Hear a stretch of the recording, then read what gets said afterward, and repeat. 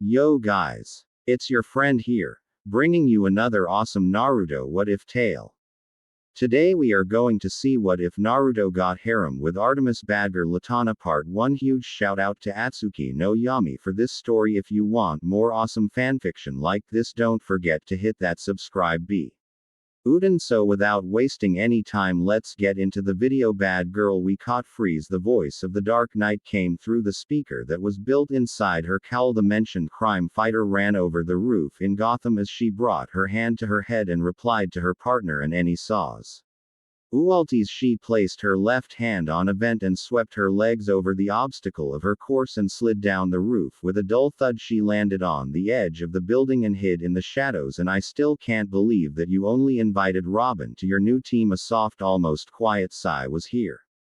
Before Badger heard her partner and teacher again. Badger, we had already talked about this. I can't leave Gotham without a guardian. If I placed both Robin and you on the new team, I would leave Gotham unprotected and there were no casualties. The Night Angel of Gotham gritted her teeth when her partner, our Batman, abruptly killed the connection between them. She narrowed her eyes dangerously as this was the nth time that he cut her off or did something without her, like that mysterious new group of his. It was now almost a year since her mentor formed a group of gathered heroes that called themselves He Justice League. Next time she sees him again, she will tell him what she thinks of him cutting her off and doing things without her. But all her thoughts halted abruptly when a gunshot thundered through the street of Gotham. The young crime fighter leaned slightly over the edge of the roof while still hidden in the shadow as she looked down the street, down at the street in a particular building with large letters that says the name Gotham Bank. The doors were thrown open and several civilians ran out. A second shot went off and a young woman fell face first dead on the street, and quickly a pool of dark red blood pulled around her. Bad girl turned her head from the now lifeless woman and pulled out her grapple hook and aimed it at the edge of Gotham Bank. She pulled a trigger and then heard a dull thud that only could mean that it hit the other side. Pulling a few times to check if it was safe, she let herself fall from the roof and sailed through the air. That did just not happen. Hang on everyone, Batgirl cursed as she pulled herself up the building and then snuck towards the large windows and placed a bad device that would shatter the glass silently. She could not believe that a civilian had died under her watch, but like any hero crime fighter or sworn police officer, she knew that there would be civilians falling victim to criminals and villains, especially in a city like Gotham. The question is what she would find here in the building. Normal thugs, criminals, or one of Gotham's famous villains that are keeping the remaining civilians as hostages? She would find out soon enough as she now moved through the shadows and looked time for time down the edge to see several thugs wearing clown masks. Bodier mentally groaned when she caught the sight of the henchmen of Gotham's clown rinse of crime that spelled for serious trouble for her. If my day wasn't worse already now, I must stop these clowns and search for their deranged boss. Joker. Below the young Batgirl, several clown thugs patrolled the hostages. Each one of them sweated a bit when they heard the sounds of sirens and screeching sounds of tires of police cars on the pavement. Heavy footsteps echoed through the quiet hall at where the civilians were being held hostage. Soon at the entrance of the bank, several heavily armed policemen in bullet-protected jackets and large shields in front of them appeared. They glared behind their shields at the clown thugs. Not a second later, a fairly tall man with light brown hair, glasses firmly on his nose, and wearing a long light brown raincoat held a microphone in his hand before he brought it to his lips. Before his voice resounded through the hall, "This is Commissioner James Gordon of the GCPD. Lower your weapons and surrender yourselves. If you let your hostages go, then we will handle you peacefully. If not, then I let my guys rough you up." Laughter came from the clowns that all loaded their rifles and aimed their tools of death at the civilians, all of who whimpered and several released their bowels. If the stench was any indication, others begged for mercy, and those that didn't freeze in place while praying for any deity to send help. Bodier stared in horror when one of the clown thugs placed his barrel against the temple of a young girl that cried for her mother.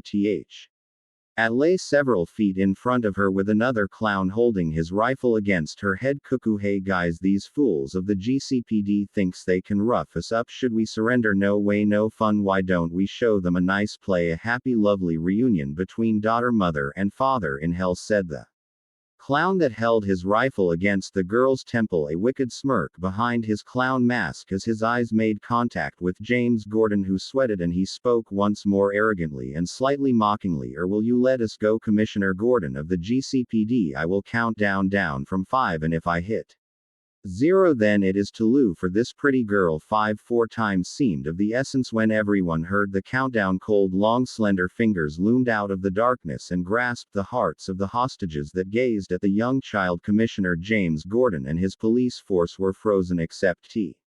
He first mentioned that moved with quick reflection as his hand moved into his coat and his fingers closed around the grip panel of his handgun that he aimed at the mentally sick clown thug inside the building and above the clown thugs and safely the edge of the windows. Badir whipped out her batang and in one fluent motion of her arm she threw her batang that cleaved through the air and towards its target. Well, the batarang did just leave Batgirl. James Gordon stepped past his men with his handgun ready while he spoke in cold, calm manner through the microphone. Stop. All right, we will do what you want, just let her go. 3 2 Ah, don't you want to see how I splash her brain over the floor? The clown cut himself off when he heard the police commissioner clear voice. A slightly deranged smile grew behind his mask as he looked with small crazy beaded eyes at the police commissioner while he held his rifle against the child's head. The child shivered when she felt the end of the rifle buried itself deeper in her face and the tightening of the clown's hand on her shoulder. Rivers of tears flowed down her cheek as her eyes looked hopeful at the man in the raincoat that stared at her with eyes that said that everything will go well. The clown's cruel smile only grew more when he saw the hopeful expression on the girl's face, and the muscles in his finger that laid against the trigger tightened as he slowly leaned in, and with a quiet, insane whisper he said, "Say, why so serious? Smile, don't do I?" Commissioner Gordon cried out in horror when he noticed the change of stance, the constriction of muscles, and the terrified expression of the young girl. Everything together told the man of justice that the clown thug had lost his mind long ago. I'm seemed frozen when the sound of a single bullet sounded through the building, and the sound carried on to the outside where the police forces were waiting. No, damn it, it happened again. James Gordon believed that he had failed when he heard the sound of a gunshot and shut his eyes tight for a moment. Someone else, a certain vigilant Batgirl, could only gawk in clear disbelief when the clown thug's hand that held the rifle lay motionless on the ground. From her position she had seen everything as the Kusama flew out of the shadows and cut through the thug's limb before the strange ninja tool suddenly lose a shot and the tool of death cleaved through the space and claimed another appendage of a clown, while the small projectile that left the Kusama pistol combination dig itself into the soft flesh of one of the clowns. Seeing that the stranger is still lurking in the shadows, girl's batarang now finally appeared and knocked out several thugs, while the owner herself dropped from the edge with her bat wings behind her as she sailed through the air and delivered a flying kick to a clown's head that crashed with a groan on the floor. Immediately all eyes shot towards the bat-resembled heroine, who opened her hand to reveal several batarangs while he clowns glared at her. Damn it, it is Badir kill that __. A clown roared while lifting his iron pipe in his hand as he stormed towards the Night Angel, the protege of Batman. Night Angel and protector of Gotham anti-thugs and villains. She is known as Batgirl, a protector of the innocents against the darkness of Gotham. She wears a dark purple Kevlar armor that hugs her curves nicely, and on her remarkable chest she has a large yellow bat symbol down her toned flat stomach and past her bubbly rear and birth-wide hips and down her long smooth legs. The two were protected by Kevlar armored leggings. Her legs ends in yellow combat boots around her waist. She wears a yellow utility belt, and her identity was hidden behind her bat cowl that reaches her neck and end up in her cloak that resembles bat wings. She lifted her arms up and warded off the attacks, and she smiled slightly when her improved gloves caught the damage. Her gauntlets were like those of her mentor, made out of Kevlar with edge knives, claws that she could use to lock down a blade or iron pipes. She calculated the speed of her opponent before her arm shot out and caught the pipe on her bracers before twirling her arms slightly and locked the offending weapon, and then delivered a low kick to the solar plexus that caused the clown to stumble back. Not waiting, Batgirl twirled around and delivered a high drop kick towards another thug who crumbled towards the floor. Stay down, clown, if you know what is good for you. Batur ducked under A fist and thrust her fists rapidly in the clown's chest and finished him with an uppercut. She leaned to the left to avoid a leg and she dropped to her knees and swept her legs under those of her opponent and kicked his legs from under him. Don't bother to stand up or it would get worse for you. Stop. A clown shouted and Batgirl stopped her momentum when she caught sight of a clown thug holding a civilian in his arms. Against the civilian head was a handgun and the clown glared over the woman's shoulder to her. Surrender Batgirl or else this woman will never see her family again and call your part N.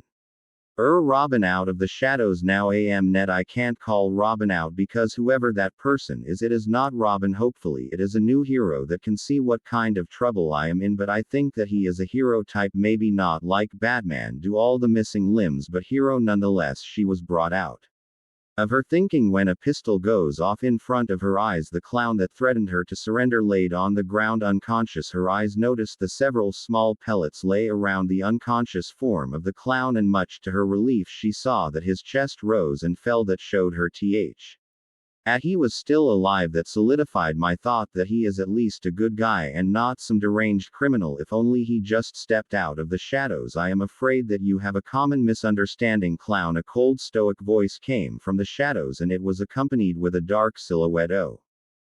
The owner, who was still covered in shadows. Out of nowhere, two sounds of gunshots resounded through the building and two clowns fell down unconscious. Badger and I are no partners, and while I enjoy a beautiful woman at my side, I work alone, and yet you hide in the shadows like Batgirl and all the oath. Heroes, shouted the clown when he saw his last remaining men fall unconscious. Nervously he glanced around for a possible escape route, with the only protection was the hostage in his arms, but like them you are afraid for the safety of the hostages. Smiling smugly behind his mask, the thug inched away from Batgirl and the unknown person, who stepped back in the shadows and his silhouette disappeared. Looking around, the clown made his way towards the exit while keeping an eye on Batgirl, and vanished through the door and then pushed the woman back to Batgirl, who ran after him. His voice echoed and reached Batgirl's ears. Follow me, little bat. I intended to already prepare yourself for long nights in Arkham, clown, said Batgirl as she moved past the woman that she was now sure is safe. Running up the stairs, she followed the clown to the roof. Crashing through the door, she rolled out her moment and then rose up to her feet. Immediately she looked around her, searching for the last clown. Show yourself, I know, or hero. Hello, little bat, miss me? The Night Angel of Gotham whirled around to the source of the voice. Her blue-green eyes grew in fear when she caught the sight of one of Gotham's most feared villain, Scarecrow. Scarecrow, a name many people don't dare to say aloud, as many feared him. Fear is the driving force of Scarecrow, his lust and obsession. Fear is what he creates, what he let fester in his enemies' allies, and in Gotham fear is what caused her to almost stop being Batgirl. And now Scarecrow has returned with a terrifying fear toxin that released in close proximity to Batgirl's face. In shock, she deeply inhaled the fearsome toxin that filled her lungs, and the world around her started to spin. Welcome to my world, Batgirl. No, stop this, Batgirl cried out as colors whirled around her and her hallucination took form. It began with the sounds of sirens that grew in volume, with the voice of Commissioner Gordon echoing from the street in a non-nonsense tone of voice. Above her, several helicopters aimed their spotlights on her and bathed her in blinding light. She ran to the edge of the roof to look down, and only to see countless of police cars waiting below her. Out of one of these police cars, a tall man with light brown hair, mustache and glasses tilted his head to look up. Straight in her eyes he lifted his microphone and sounded his command: DCPD, capture the criminal Badger.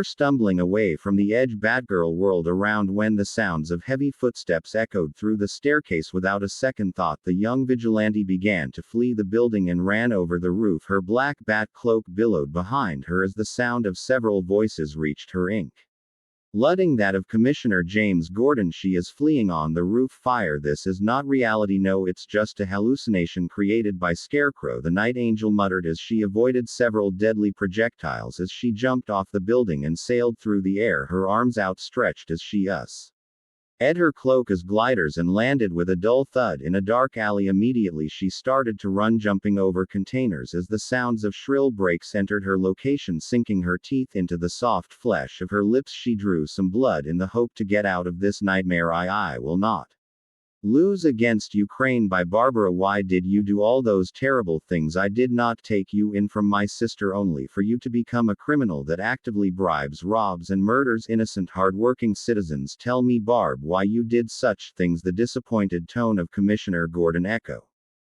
through the alley and reached her ears. She stopped for a second to look back over her shoulder to see her Uncle James Gordon look at her with disappointment. Shaking his head, he pulled out his handgun and aimed his weapon at his own bat-costumed niece who wears the uniform of the vigilantes of Gotham. Behind Gordon, several heavily armed policemen of the GCPD took their position and aimed their rifles at her, and red lasers covered her form. The world seemed to freeze when her eyes fell on all the weapons aimed at her, and in the distance she could hear whispers of her most feared villain. Scarecrow, are you scared, little bat? Do you need your mommy? Scarecrow's whispered voice echoed all around her. Batgirl's hand clasped together in a fist as she turned around and started to run again. She turned her back to her uncle that sent her a warm, encouraging smile as his eyes flashed Cr.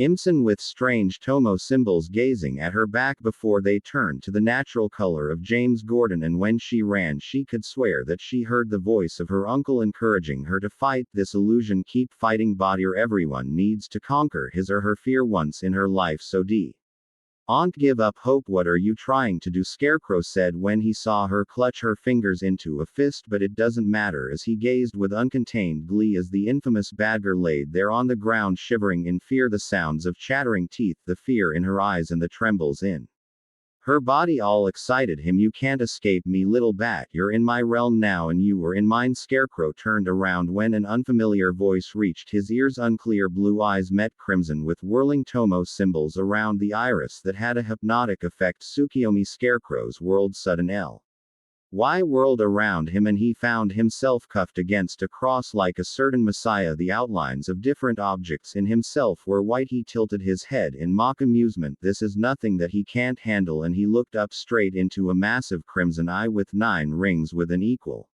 number of Tomo whirling around a vertical animalist toys but certain insanity. He cried to the heavens, is this all you can do? The bonds that held his limbs against the cross were suddenly replaced with 9 in long and 3 in thick spikes that dig into flesh and bones. He howled when his blood sprayed out of his wounds and the pain increased. His head swayed wildly from left to right as he spat out blood. A cruel cold voice resounded through space. Welcome, Scarecrow, to the Tsukiyomi, the world where I am God. Let us see what your greatest fear is. I have no fear. Scarecrow coughed up as he looked wildly around him. It did hurt. No, it did more. The pain was something not from this world. It burned, it tears him apart, and then it came to him. This is torture, and no more. Please, I beg you, no more. Crane's eyes grew when a familiar figure appeared in front of him, a man that he had once met in his clinic, a patient of his that he nurtured with fear. Now in this man's hand a large spike object inched a few millimeters from his upper leg before it sunk in with a sickening sound. Horrifying screams burst from Scarecrow's lips as he felt the object dig into his skin through muscles and then split his bones. His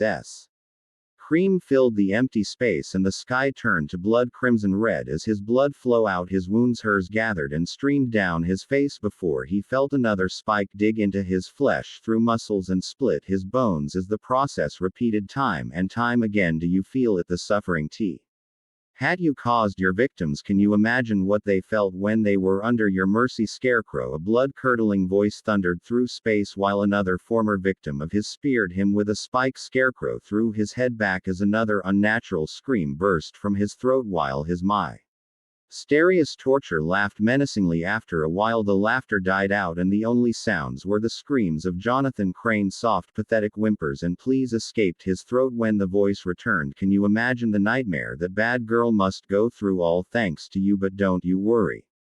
I will help her, heal her while you stay here all of the eternity with your victim. Scarecrow, welcome to my realm now. No, no, no, Scarecrow wailed when the giant eye vanished and out of the shadows struggled out his former patients, his former victims, and all of them carried a large wooden spike, shaking his head, pulling his limbs in the hope of escaping his bindings as the pain increased tenfold, and then he screamed as he had never done before. Outside the Tsukiyomi, Scarecrow twitched on the ground, his eyes rolled up in his head and only showed the whites. Drool flowed out of his mouth as he screamed to Wards the heavens well, his tormentor glided towards Batgirl and placed his arms under her back and legs before lifting her up, carrying her bridal style. He calmly walked away from the scene. Just when he placed his feet on the edge, a demanding voice full of authority stopped him. Freeze, put your hands up in the air now. Slowly the figure with Batgirl in his arms turned around, facing Commissioner James Gordon, who stood not less than 5 feet away from him. In his hand he held a gun that was trained on the savior of Batgirl. With great satisfaction the vigilante noticed the widening of the Commissioner's eyes, and he could see the wheels turn in his head. Batman, I am afraid that I can't comply with your wishes, Commissioner. I think you can see my dilemma, and for your record, do I look like a bat? Replied the mysterious vigilante while the helicopter moved and hovered above his location. The spotlight under He helicopter moved until it was locked on the rescuer of Batgirl that showed someone that resembled Batman a little, if only in shades and armor. But don't you think there are other more important matters, say a certain Scarecrow? Commissioner Gordon glanced down his gun to the down form of Scarecrow. ND saw the pitiful state he was in, cautious moving towards the down villain. Gordon hit him with the nose of his shoes to check if he was a danger. All he got was a pitiful wail from Scarecrow and decided he was not a danger, and immediately refocused on the vigilante that, much to his annoyance, pulled a Batman escape trick. Pulling out his police communicator, he growled out his orders. This is Commissioner Gordon. I want a heavy secured prison car sent to my location ASAP. Roger, sir. Who did we catch this time? Gordon kneeled next to Scarecrow and roughly placed his arms on his back before pulling out his handcuffs. Before he slapped the handcuffs on, checking if it was placed right and a little bit tight, he moved his hand to the Scarecrow's mask and pulled it off, revealing the pale face of one Jonathan Crane. Looking for a second at the man, he brought the communicator to his lips and replied, Jonathan and Crane, also known as the Scarecrow who terrorized Gotham's bank today. He was helped by a group of clowns, but eventually he was stopped by Batgirl and an unknown vigilante. An unknown vigilante? What did he look like? Just wait, I'll make a sketch. Gordon sighed, knowing that the night has just only started. Wrapping his fingers around the chains of the cuffs, he pulled Crane back to his feet and led him roughly down the stairs while waiting for his partner at the other end of the line. Arriving at the ground floor and out of the building, he was met with several heavily armed policemen that took his Elaine from his hand, and just in time as the voice of his colleague returned. All right, Commissioner, I am ready. Give me a moment, I need to recall what I saw. The Commissioner heard humming at the other end of the line. While he recalled his memory of what he saw, he was almost right at the first time. He called this unknown vigilante Batman. Ready, Ellen? This unknown vigilante has a small semblance of Gotham's Dark Knight due to their matching scheme of shade and choice of armor. Sounds almost like a cop outfit, laughed Ellen, mirthful, at which Gordon groaned at the tasteless joke. Sorry, bad Joe. All right, I have drawn a complete Batman. Now I need you to tell the difference between them. The few differences are that his bracers or glove claws are slightly more advanced. If you go off only look, following by that he has the same utility belt like Batman, but they have strange symbols on them. Hat or a circle with 3 commas circling around the center. Gordon paused for a moment to let Ellen adding them on her sketch. Hearing that she is done, he continued his rough image of the vigilante. He doesn't wear a bat cloak or cowl. What he does have is a black hood with his face covered by a black mask with ripple patterns with the same 3 commas circling around the center, and 2 of these commas are being used for eye holes. Got it? Anything else? Yes, got a few more things. Instead of the bat symbol, he has those same commas like symbols around his collar like a necklace. They give a neon red glow, and I think saw a strange blade handle peeking over his shoulder. That was all. Ellen yawned. Gordon finished his report on the new vigilante. Turning the key of his vehicle, he started the engine that came roaring to life before he outed down the street. And Ellen, don't you dare to give him any of those pet names of yours. But Commissioner, wed Ellen before Gordon cut her off as he took a sip of his coffee and increased the volume of his radio. The Commissioner knows that sooner or later he would have a roof appointment with a Dark Knight himself about this new vigilante, and pray oh God that he is on our side. What are you trying to do? Batgirl released her grapple hook that sealed through the air and hooked itself behind the edge of the roof. Landing on the roof, she scanned her surrounding for the source of the voice. She knew that voice, a voice she dreaded to hear from the bot Of her heart hearing it make her shiver in fear, and she began to run again as her ears now caught the sounds of sirens as she made her escape. The voice kept hunting her while she glided down the roofs and then jumped off the edge to another roof. You can't escape me, little bat, you're in my realm. Ow, don't think that this mad hallucination of yours will hold me, Scarecrow. I will escape, and when I am out of here I will drag your sorry ass back to Arkham. Batgirl mentally promised herself as she hid in the shadows when the sounds of heavy footsteps entered the roof. Watching from out of the shadow, Batgirl noticed them wearing night vision goggles and cursed inwardly when all rifles were aimed at a position. Without a second thought, the Night Angel of Gotham threw herself out of the shadows and off the roof as bullets sailed past her head and she landed with a soft thud at the staircase.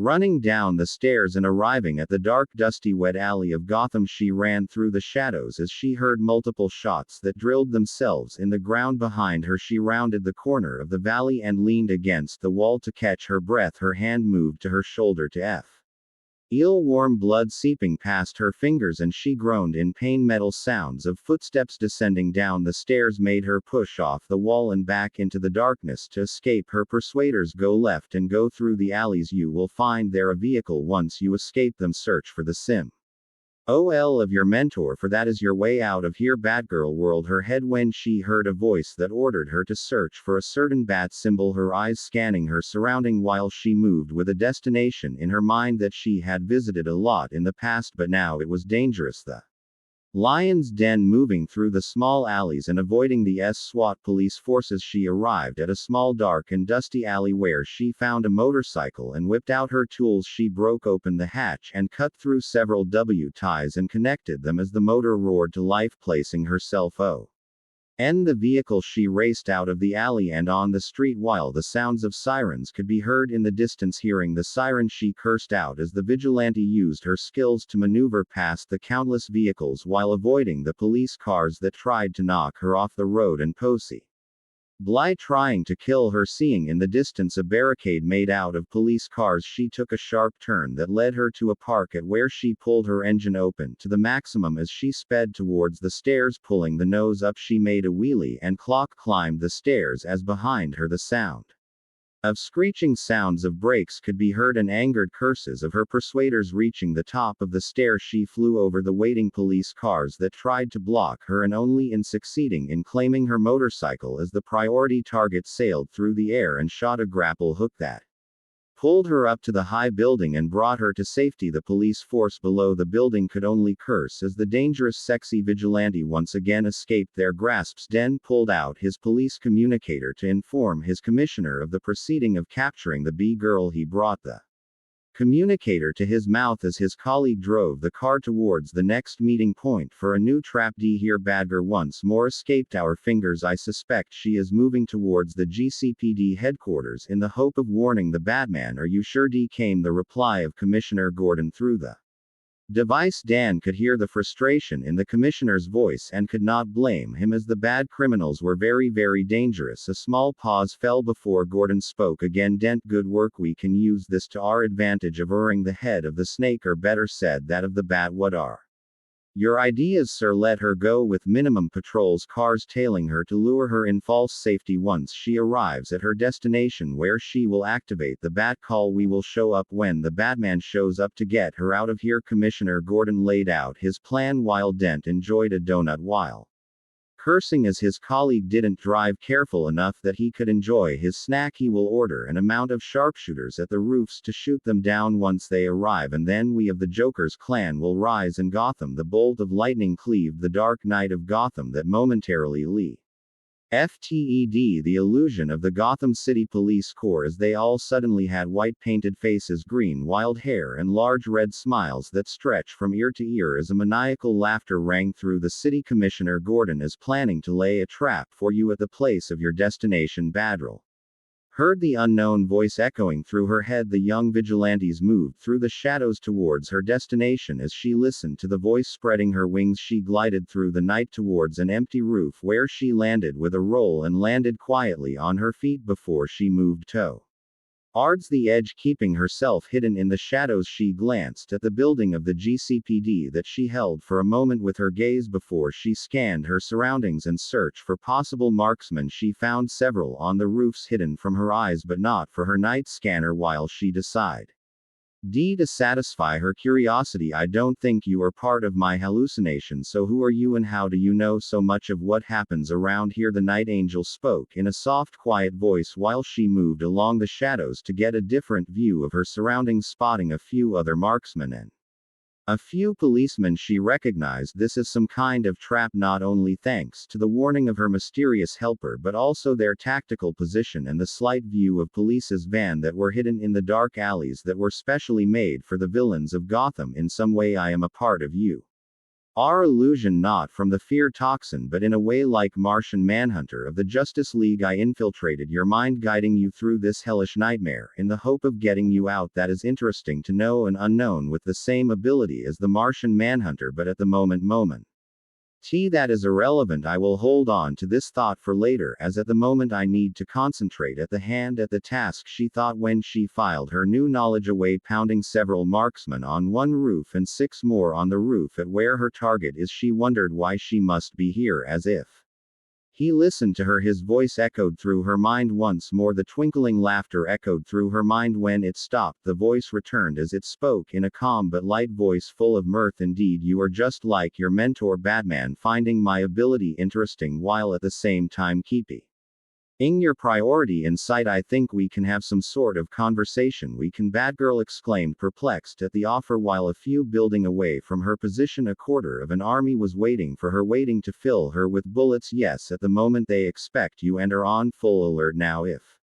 you wait several minutes, the men's station will fall into a slight slumber and will react slower when you move, and it gives me a really good moment to explain some things to you. I am listening. Listen carefully, no interruptions, as your own life are at stake, but you might know that already. Badger gave a firm nod to the mysterious voice. It is no secret that Scarecrow's toxins are very lethal to anyone that came in contact with. She hoped that this person had some new information about this toxin, as it feels extremely real. Terrifying to say, this fear toxin drags out your most hidden fear from your mind, making you relive the whole experience in a loop, repeating the whole vision from beginning to end until the mind is so overloaded that it damages itself. Brain cells dying, autonomic body functions cease to work as it slowly invades the muscles. But that is not the worst. Oh, are you freaking kidding me? Cold chills curled up her spine and her eyes shrunk. The all-familiar fear of what Scarecrow's toxin did to her returned. Her whole body was rigged at the thought of what the sick toxin could do not only to her but to any innocent civilian when they come in contact with this cursed toxin. Far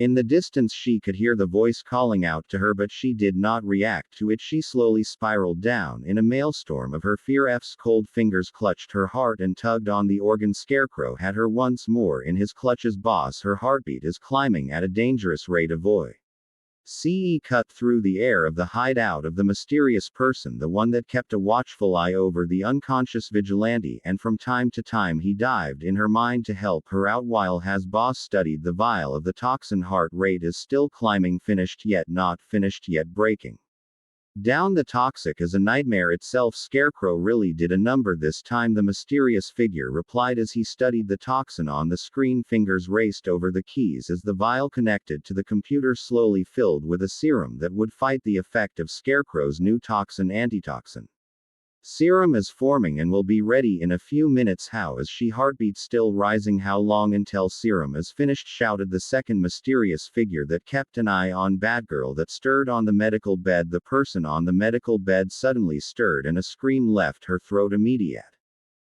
a pair of strong hands held her down, fighting her struggling body tightly back to the bed. She is losing it, boss. We need that serum now. It is not yet ready. I need a few more minutes or else it could put her in more danger, like increasing the effect of Scarecrow's toxin. 2 pairs of eyes locked each other, at which the latest widened in disbelief at the first told him with only eye contact before it turned cool. Do it? You mean you want to use the Amanaka clan technique? Psycho Denon shouted, the one that watched over the immobilized Batgirl. He kept his eye locked on his boss before cursing her. Why?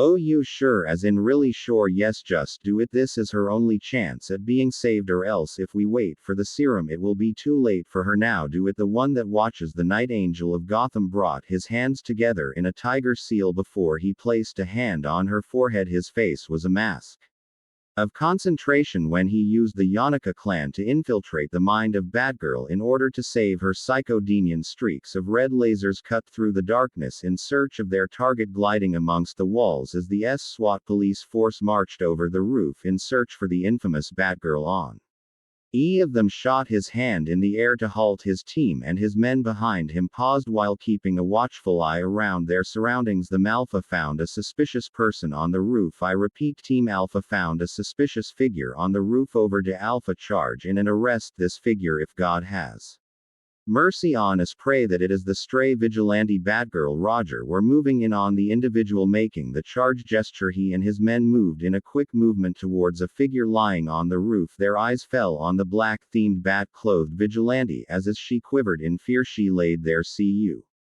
RLED up, eyes tightly shut, and a trail of tears stained her cheeks. The men caught her weak voice that rambled about forgiveness, fear, and Scarecrow. Martin Lake brought his communicator to his lips to inform his superior about his find and awaiting the possible execution of the infamous Batgirl. Commiss Honor Gordon, we caught Batgirl over it. Did. There was a slight pause. Martin could hear his boss eye deeply and prepared for the order that would go into history as Batgirl's execution. Several fingers tightened around their triggers before the order fell as a bomb. I, Commissioner James Gordon, hereby order you to execute the former vigilante, now villain Batgirl. You heard our boss. Fire, Martin shouted in a primal tone. Not a second later, he and his men pulled the trigger and they released a swarm of bullets that pierced through the air towards the unprotected Batgirl who laid there on the roof. She lifted her head up to see who spoke when her eyes fell on the swarm of bullets, and she parted her lips to say something when suddenly a figure loomed up in front of her. Flashes of light cut through the night, and the SSW. Dean W. witnessed an unnatural feat as the mysterious figure in front of them deflected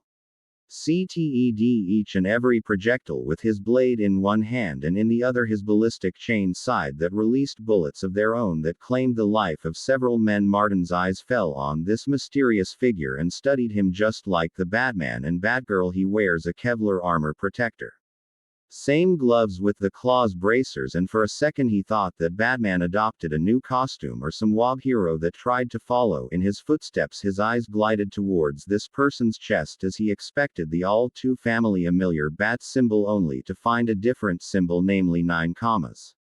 That faintly glowing red. His eyes continued climbing up until he saw his face, and just as he expected, a mask concealed this person's face. His mask was black with red rings in a ripple pattern. 3 commas at which there were 2 used as eye holes, and a pair of crimson looked at him from its shadows, and a black hood that certainly concealed his hair. Before Martin met his end, a blade separated his head from his body. His view changed as his head sailed through the air before it fell on the roof and rolled, and what he last saw was the crimson full moon that glowed eerily before death claimed high. Stand up, Badir. A commanding tone entered her ears with huge resistance. She lifted her head from the flat surface of the roof, and her eyes fell immediately on the mysterious figure that knelt next to her with a hand extended towards her. Larly, she blinked her eyes as they focused on this figure that was certainly male if his form and voice were any indications, and she began to study him. Stand up, Batir. We don't have much time left. Slowly and with shaking arms she pushed herself to a sitting position as the man next to her helped himself back to his feet and then extended his hand out to her once more. She stared at the hand for a second before accepting the hand as he helped her back to her feet. Badger looked at him with questioning eyes that he caught and shook his head. Not now, Badger. Like I said, we don't have much time left. He moved away from her, leading her to the roof towards the place destination. You must leave here at once, or else. Badir shivered at the thought what might happen to her. She knew that she was on the brink of no return, and a warm feeling spread through her chest when someone showed up to help her, just like that mysterious voice that encouraged her through this nightmare. Thinking back, that mysterious voice had the same tone as the mysterious person's voice. Deciding to ask him this question about her idea of being the same person she did. Thank you for saving my life back there. Can I assume that you are the same and the only person that voice belongs to? Yo. Assumptions are correct, Batgirl. I am the voice that guided you here, but we must make haste. The person pulled out his weapon and swings his cursor through the air and pulled Batgirl close to him as he wrapped his arm around her waist as they sailed through the air, landing with a soft thud to Par-El. Anded on the roof, locking eyes with Batgirl, he gave her some orders. You must activate the bat symbol while I will change the course of the light towards a wall. This symbol is your ticket out of here and we will not fail. Marksman on the roofs. Batgirl shared her findings as the mysterious man SWI had his blades through the air, cutting a hail of deadly projectiles. She moved with haste towards the on-off switch to activate the symbol before she met him again on the roof as they avoided each bullet, at which he mostly blocked with his blades. Badger watches him cut through the stands of the spot L height that caused it to fall to the roof, and the light was now aimed to the wall. Will I ever see you again? Oh, we will see each other on the other side. Now go. Battier heard when she ran over the roof and then jumped off the roof and sailed through the air towards the light as the familiar bat symbol GR. EU. As she closed a distance, a bright light suddenly blinded her when she made through the symbol and her eyes shot open and bolted upwards into a sitting position. Immediately she looked around, scanning the unfamiliar place until her eyes met with a mysterious figure that sat next to her bed. Blue-gray eyes met a pair of crimson slit eyes, and her rescuer spoke in a warm, pleasant tone. Welcome back to the real world, Batgirl. Who are you? I see. Immediately serious. He didn't sound offended, more amused. You can call me Susanoo. It is me a pleasure to finally meet you. Bodier now sleep. Batgirl's eyes fell heavy as they slid shut. Her head met the soft cushion of her bed as the last thing on her mind were his crimson eyes that shone with warmth and mirth as a small smile lingered on her lips before sleep claimed her. The moonlight seeped through the window as it cast a faint light into the room. A nice furnished room basked slightly in the light and showed to anyone that the room belonged to a young girl. There was a small wooden desk with several open books about computer technology with few items that she had marked with red. Along the walls were several pictures and posters of her favorite band, photos of her friends and family, at which a lot could be seen with her and a tall athletic young man. Further in the room you could see wardrobe that was slightly open with several pieces of lingerie peeking out of the drawers that would make a lot of men blush against a far wall, or a one-person bed where a silhouette could be seen in long auburn flowing hair. Suddenly the wind picked up in the room and made the curtains dance as a shadow crept along the floor towards the person's bed. If you focused a bit more you could make out of the shadow a clawed hand that now curled up her bed and tore off the blanket. The girl's eyes snapped open and fell at the deformed figure of her worst nightmare. I told you, Batgirl, you will never leave my world. The rough, deranged voice of Scarecrow echoed through her room. Blue-green eyes shrunk, her body trembled in fear before she parted her lips and screamed. Her voice traveled through the whole building as she crawled away from Scarecrow and pressed herself against her room's wall, and a second later her room door slammed open and a familiar figure barreled into her room with a handgun in his hand and surveyed her room before they focused on her immediately. The person glided towards her and wrapped his arms around her quivering body and pressed her against his toned chest. Well, caressed her cheek. SSH bar everything is all right SSH. It was only a nightmare SSH. The voice that now filled the air was warm, caring, and she felt protected when she was pressed deeper into his well-toned chest. This person rocked her back and fro, calming her down with a gentle voice as he whispered into her ear, at which she slowly calmed down and enjoyed the attention and caring nature of her best friend. She tilted her head slightly so she could see into the beautiful, sparkling sapphire eyes that belonged to her hidden crush of 4 years since she had met him. It was that monster again, nodded in acknowledgement at the question as she snuggled deeper into his embrace. She felt his arms tightening around her some more before he continued. Commissioner Gordon is at work again and asked me to watch over you. I am sorry that he woke you up in the middle of the night. Naruto, her best friend, only shook his shoulder while keeping rocking her as slowly the thought about Scarecrow was pushed to the back of her mind. She lifted an arm up and caressed his sharp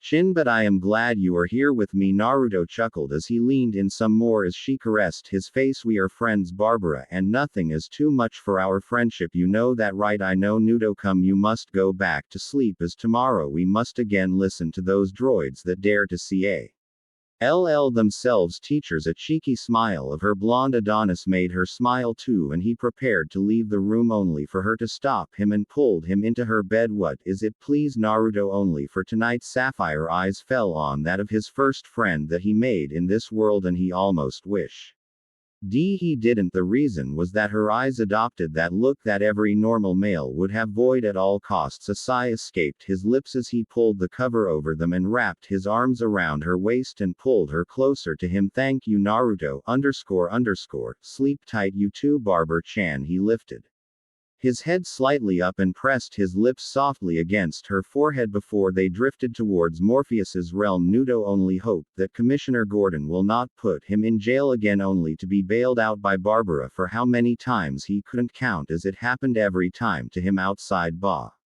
Barbara's room, and across from Gordon's residence stands a dark fig F on the roof with narrowed eyes watching the scene. This person is none other than the Dark Knight of Gotham, Batman, who had hoped to gather some intel of what had happened to his protege and give her an antidote, but with her having so one watching over her, it is impossible to sneak in. Turning around with his cloak billowing around him, Batman left his observation spot and moved through the shadows in search of the person that could give him intel of what had happened when he was away, and there was only one person that came up in his mind and one destination where he would find him. He pulled out his grapple hook and shot it towards a high building and catapulted himself high into the air. As he sailed through the night sky with his cloak spread out from his position in the sky, he could see the spotlight with a bat symbol on a ND skydive down towards the person that awaited him, that goes by the name of Commissioner James Gordon. Spotting the mentioned man, he landed with a quiet thud behind him that caused the commissioner to jump in the air. Commissioner, what's the call? Batman spoke in his usual way of greeting the commissie.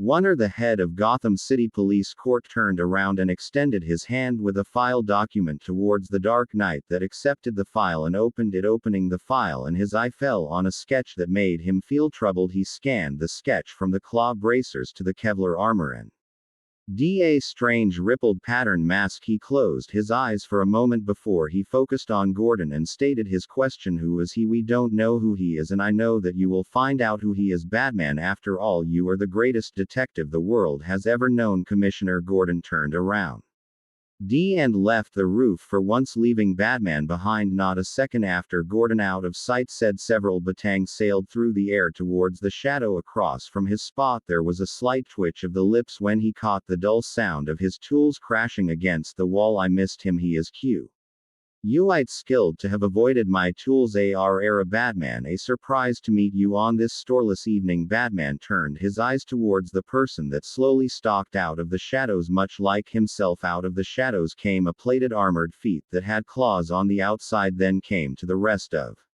the person out of the shadows, and his eyes widened slightly as the armor looks like a replica of his, only much more dangerous. But he didn't stop scanning of his possible opponent or enemy as his eyes traveled up to his chest, where he didn't found the bat symbol but 9 commas that softly glowed red. Finally his eyes fell on the rippled patterned mask of this mysterious person with no name. And I have come here to see you. Who are you? demanded the Dark Knight as he sailed towards this person that awaited him calmly. Much to his annoyance, landing with a dull thud, he whirled around his axis and delivered a roundhouse kick that his opponent avoided by ducking under the sweep, and retaliated with an uppercut that sent Batman into the air, where he straightened himself, somersaulted, and landed in a crouch on the roof before he threw out a set of batarangs that his opponent easily deflected with a swipe of his arms. Why did you save Batgirl? Susu charged in and stepped into Batman's guard, and quicker than the Dark Knight could see, this man hit the nerve system and his limbs and made them numb. His arms fell motionless and limp beside his body. Seeing that he is out of fighting the state, Susanoo too. Okay, his chance now that you can't fight me with your arms. Maybe you will listen to me. Batman then start talking, and you can start with telling me who you are, demanded Batman in his usual gruff way. He narrowed his eyes while his cow scanned Susanoo and transmitted some data about this stranger to a dark cave somewhere. Is it natural for you to demand things? Batman Susu mentally thought when he heard the infamous crime fighter demand some answers. Studying the bathed hero like he definitely studied him, Susanoo decided to answer at least some questions only for the fun of it. You really think I will Reveal my identity to you, don't you, but you might call me Susu, and for me rescuing Batgirl, she was lucky that day. Alfred, I need you to find everything that you can about someone that is called Susanoo, the Dark Knight said quietly, that bordered on whisper when he contacted his butler and not for a mom. And he lost sight of the now named Susu that made his alarms rings at how skilled he was in battle. What is your business in my city? I wanted to meet you, Batman. First I met Bat, and let me ask you a question. Did you train her at all like you trained Robin? He deflected the vigilante question with a coup. Estion of his own crimson eyes glared from out of the shadows of his mask towards the Dark Knight, who felt a malicious aura came off. Susu, did you know that Batgirl still has nightmares about that night when she was first caught by Scarecrow? She was almost broken under Scarecrow's toxin, almost lost her mental state. All of that could have been avoided if you had taught her how to make antidotes, or at least equip her with them. Justify that for me, Batman. I can't justify that, Susu. Batman snarled, angry at himself that he came short in protecting his protege and above all the daughter of a good Frian. Of his one of the reasons why he hadn't started with antidote classes is because he was still training Robin world protections, including his own city, and a newly organized team with every hero's sidekick taking several deep breaths that would have been unnoticed if it was someone else. He come down.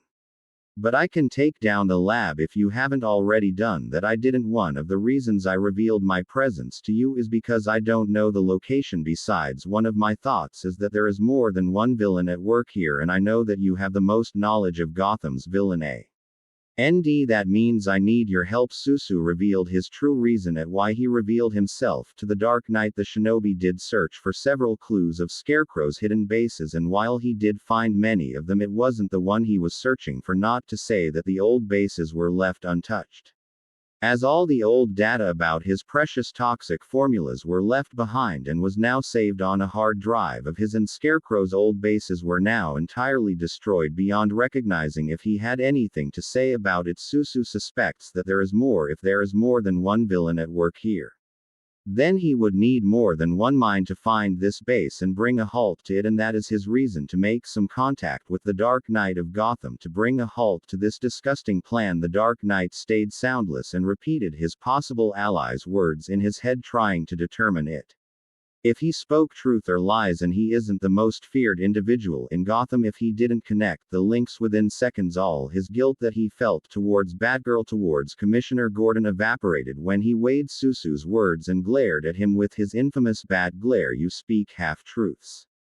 While you speak the truth, you keep some things behind. Something you want to tell me now? Commissioner Gordon has left out some intel about Scarecrow, the intel that he is not alone in the scheme. The Fear Master worked together with thugs of Gotham's most infamous clown, Joker. Susanoo informed the Dark Knight, who gritted his teeth together at this unsuspected news. And I did break into several of Scarecrow's old bases to find the exact formulas about his recent toxic, but so far I wasn't successful. Alfred, did you get the information about our new friend, or what he claimed about possible villains team? Up, Batman said quietly before he spoke in his usual gruff way, all his attention back on Susanoo, who seems to wait for some reaction to him deciding to give Alfred some more time to find any information about Susu or his claims. Batman decided to interrogate him some more. You said you broken his OL bases. Did you find any formulas of his toxins? The small smirk curled up behind his mask when one of the first lessons of his sense surfaced in his mind, and ninja must look underneath the underneath. I did find some and much of it was not for the faint-hearted. Batman now listened intently at what is one time Ali could tell him. He knew now for sure that there is something definitely wrong here in his city. I downloaded the data to one of my own hard drives and destroyed the originals. What are your plans with them? Susanoo sighed quietly at Batman's interrogation tactics that weren't anything that of Iki. I am recreating some. That was the wrong things to say when the Dark Knight rushed in and wrapped his fingers around his neck. Batman's fingers tightened around his throat when he suddenly stopped as a beeping sound came slightly from below his waist. In order to learn how to make successful antidotes that guaranteed work, and to learn how to break the toxin or any in that kind, the quickest and successful way. Now, if you want to be so kind as to not cut off my airpipe, then I don't have to blow you up. Batman man widened his eyes slightly before he released Susu from his grip. He had NT noticed a small object before it beeped and that unsettled him greatly. Also, he had judged him too quickly and he might have possibly driven such an asset to his enemies instead. Instead of apologizing, Batman continued with his interrogation of Susanoo. And how do you have any knowledge about toxins? As well as poisons? Batman, I know what you try with this small gathering of information, searching for any information about my name, skills and knowledge, but you know what, I help you a little after all. Fellow ninjas. Susu smirked when he informed the bathed hero that again stiffened and took a fighting stance. His legs lightly spread, upper body shrunk together with his arms in front of his chest. Was Batman's boxing stance, and again something that I said made you take a stand, while on the same time your paranoia grew. I have fr enough nutcases, so I don't trust you. Now let us go to one of Scarecrow's hideouts that you haven't yet blown up. Batman whirled around, cloak billowing behind him as he moved towards the shadows for different reasons. One, to see his skills. Second, to keep an eye on him. He brought his hand to the side of his head to speak to Alfred once more. Alfred, found anything yet? I did see a Japanese deity named Susu is the god of storm, sea and pranks. We can guess that the hidden identity behind the mask as of Japanese ancestry. We can also assume that he is highly trained in martial arts. If a sketch and recordings of yours are any indications, spoke Alfred towards his master, who jumped off the roof. The pair of ninjas moved through Gotham City with Batman and the lead towards a base of Scarecrow that Alfred pointed out to him. Once again he jumped off the building and sailed like a bat down towards his destination, while Susu used Gamble Shroud to move from roof to roof while running. That impressed Batman for his stamina. Landing with a dull thud, both Batman and Susanoo stepped into the shadows to take refuge for any possible enemies. And sir, I did scan his unusual weapon, that is a folded weapon in different forms that rank from blades to pistol and Kusarigama. Simply put, it is advanced technology. I can assume that he has a rich benefactor or he has deep pockets. Do you believe that he have any relations with a League of Shadows or Ra's al? Batman asked his faithful butler while he crouched in front of the door of Scarecrow's base and lockpicked the entrance. A moment later, the door made a positive beeping sound before low hiss could be heard and the door cracked open. Switching his attention from Alfred to Naruto, he said, "Lead and go." Entering the base, the two ninjas scanned their surroundings carefully. Gliding like shadows through the corridor, they arrived at a large room where several screens were on. Seeing them, the duo made immediately work off by hacking into the database and uncovered some shocking discoveries. Susu fingers raced across the keys while keeping his attention on the screen where all information flashed onto the screen. You know something about Project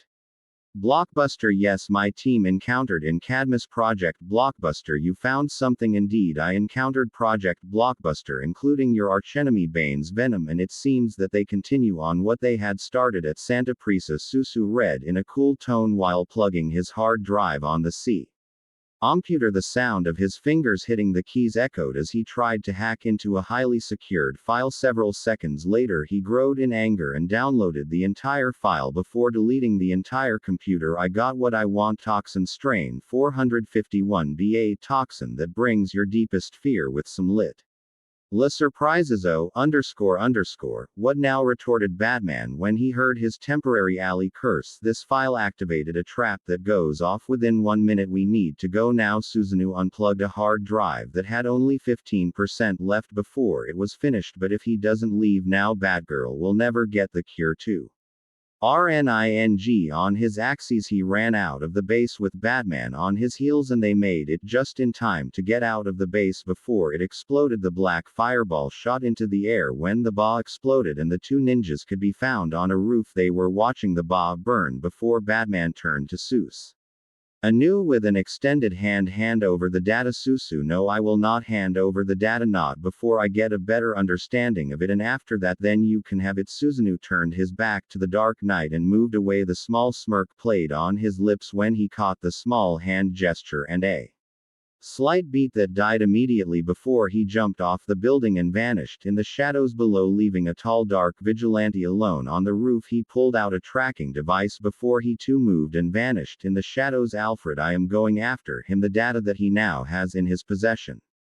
is valuable, and if it falls into the wrong hands or gets destroyed, who knows what we will face next. Batman kept an eye on his device as he moved through Gotham City. The clock ticked and time didn't stop as he arrived at the clock tower, and he could guess that somewhere in this building Susan who's B. Ace is hidden. I have arrived at the clock tower. I am going in. Stay safe, Master Wayne, Alfred said before cutting off the connection. I will, replied the Dark Knight as his shadow glided along the floor. As he moved through the hall, several posters along the walls looked down at him menacingly when Sud. NLY out of nowhere, spears shot out of the wall trying to drill holes into him. B-Man launched himself into the air and used the wall to twirl well. He shot his grapple hook that made contact with the end of the hull and brought him to safety. Landing back on his feet, he glanced back at where he came from.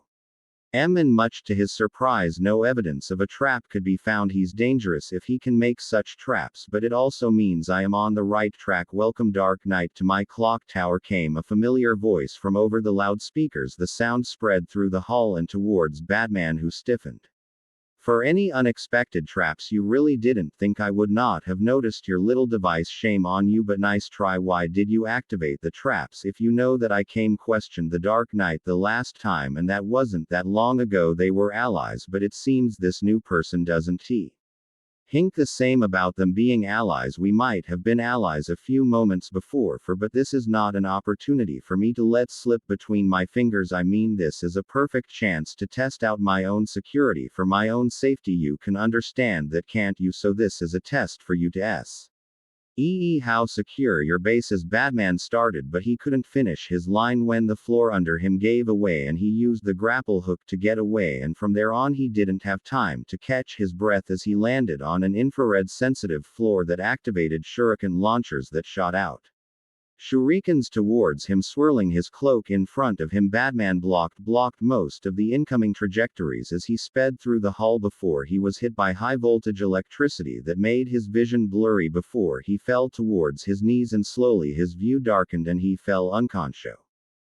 Lying unconscious on the ground, a shadow appeared above him, who knelt and then lifted the crime fighter and brought him to the main room of the base. Walking with Batman over his shoulder, Susu placed a Dark Knight on the floor before retreating back to his computer and continuing his study of the Autumn. It seems that this toxin was made by Dr. Crane's father, and he only improved this stuff. Also, the same toxin that used on Batgirl and my own antidote worked. So why does she still have some negative effects from toxin strain 451b? Used Susu while he now studied the two different data of the antidote for the toxin, one of the Scarecrow and another of himself, and he noticed that of his has a higher percentage of curing, exactly 100%. Now that begs the question, why didn't it work? Typing in some new data and his computer, and without turning he addressed the Dark Knight. What do you think, Batman? And between us, you failed to get past my security. No, I did not. I am here now, aren't I? Batman rubbed right back in Susan's face, who laughed at what he implied. Pushing himself off the floor, he moved to stand next to the ninja to look at the data. He was really impressed at the knowledge and how quick he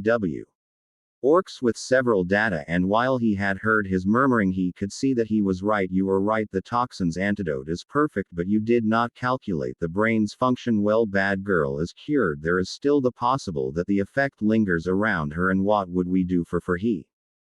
Making her stop crime is not an ideal idea for her, as in her dream she felt alone, scared and worthless. What she needs is a team that supports her, make her feeling worthwhile, Susu advised while keeping his attention on the screens. Then a second smaller screen popped up on the screen with a young GI.RL with a green mask and long blonde hair appeared. Yes, Artemis, what is it? Susanoo, I need your help. That freak that built that android is escaping, and at the moment I am tracking him. Batman was surprised to see Arrow's new sidekick on his possible eye screen. An idea formed in his mind at how he could help Batgirl, while at the same time to keep an eye on Susu and hopeful gather more intel about him. And before you ask where Arrow is, he is having a hot date with Canary. Jealous, but I will be on my way. See you soon, Susu replied before cutting her off, knowing that she would retort. Turning his attention back to Batman, he handed him the stick with the data that the Dark Knight took. I hope you have a solution for Batgirl, and as you might have seen, I am needed somewhere else. I have a solution, Batman said, and the two ninjas left the base. As they vanished in the shadows, Susu moved through the night in RDER to get as quick to Artemis and help her to get that mad scientist back in B-Re. While Batman moved back to his Batcave to check the data himself and get rid of the tracker that is certainly on him. Both ninjas arrived at their destination and were done before daylight broke out, and they took off their mask to mingle themselves with the normal people. Bahem Naruto, why does it not surprise me to see you in my little girl's bed? Naruto shot straight up when he heard the stern tone of his best friend's uncle and whipped his head towards the door frame where he could see Commissioner James Gordon glaring sternly at him. The blonde skin tone ped drastically, especially when a slim soft hand crawled up his face and pulled him back in bed. You two will miss breakfast and be late for school if you. Gordon glared at Naruto. Don't come out of bed right now. Yes sir. The blonde jumped out of bed and notice that Gordon sigh in relief when he noticed he at least wears boxers. Naruto picked up his clothes before moving towards the showers while Gordon kept glaring at him before he moved towards Barbara to shake her wake under the shower. Naruto soaked his body as he thought about the soft fleshy orbs pressed into his chest when Barbara laid half on him. Slowly he hummed a melody from a Japanese band that was the closest to his ancestry, and his humming was suddenly joined by a second one. Peeking out from the shower, he caught sight of Barbara brushing her teeth, and she winked at him when she caught sight of his head. Barb, your uncle will murder me when he catches us like this. Barbara lowered her head and rinsed her mouth and then smiled in the mirror to show her white teeth. She laughed melodically at the terrified face of her best friend and moved to pick up a towel and brought that to him as he killed the shower and quickly took the towel and wrapped it around his waist and then stepped out. A beautiful auburn-haired girl smiled at him as she planted a small kiss on his cheek. He likes you. Naruto, don't let his commissioner act scare you off. Hey, you aren't the one that found himself a few Tim's in a special cell with a name board. Naruto, Nami, his only crime is sleeping in your bed with one of the most beautiful girls of Gotham. Barbara heard Naruto exclaim that made her laugh and blush at the same time before she shoved him out of the bathroom while he still was naked as the day he was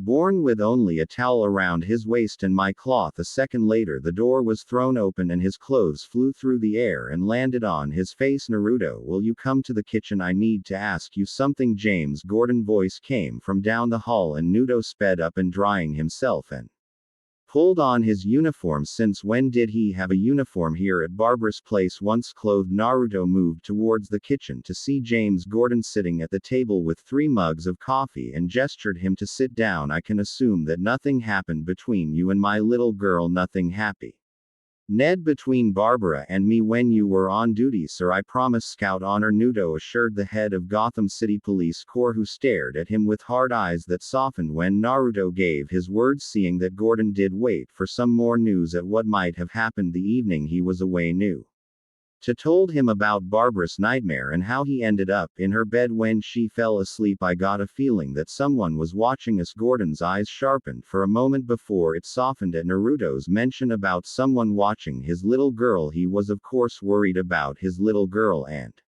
that someone is watching her make him uncomfortable, but he can guess who did watch the 2 young teens, and smiled a little before he brought his hand through Naruto's blonde hair, making it messier. Good job, Naruto. I won't throw you in a cell this time because you helped Barbara, but don't think that will happen again. Understood, sir, squeaked Naruto just in time when Barbara joined the men. Took a seat next to Naruto. She extended her hand to steal a piece of toast from Naruto, who looked at her as if she killed his dog. Hey, that's mine. Not anymore, and I must say it tastes delicious. Smir.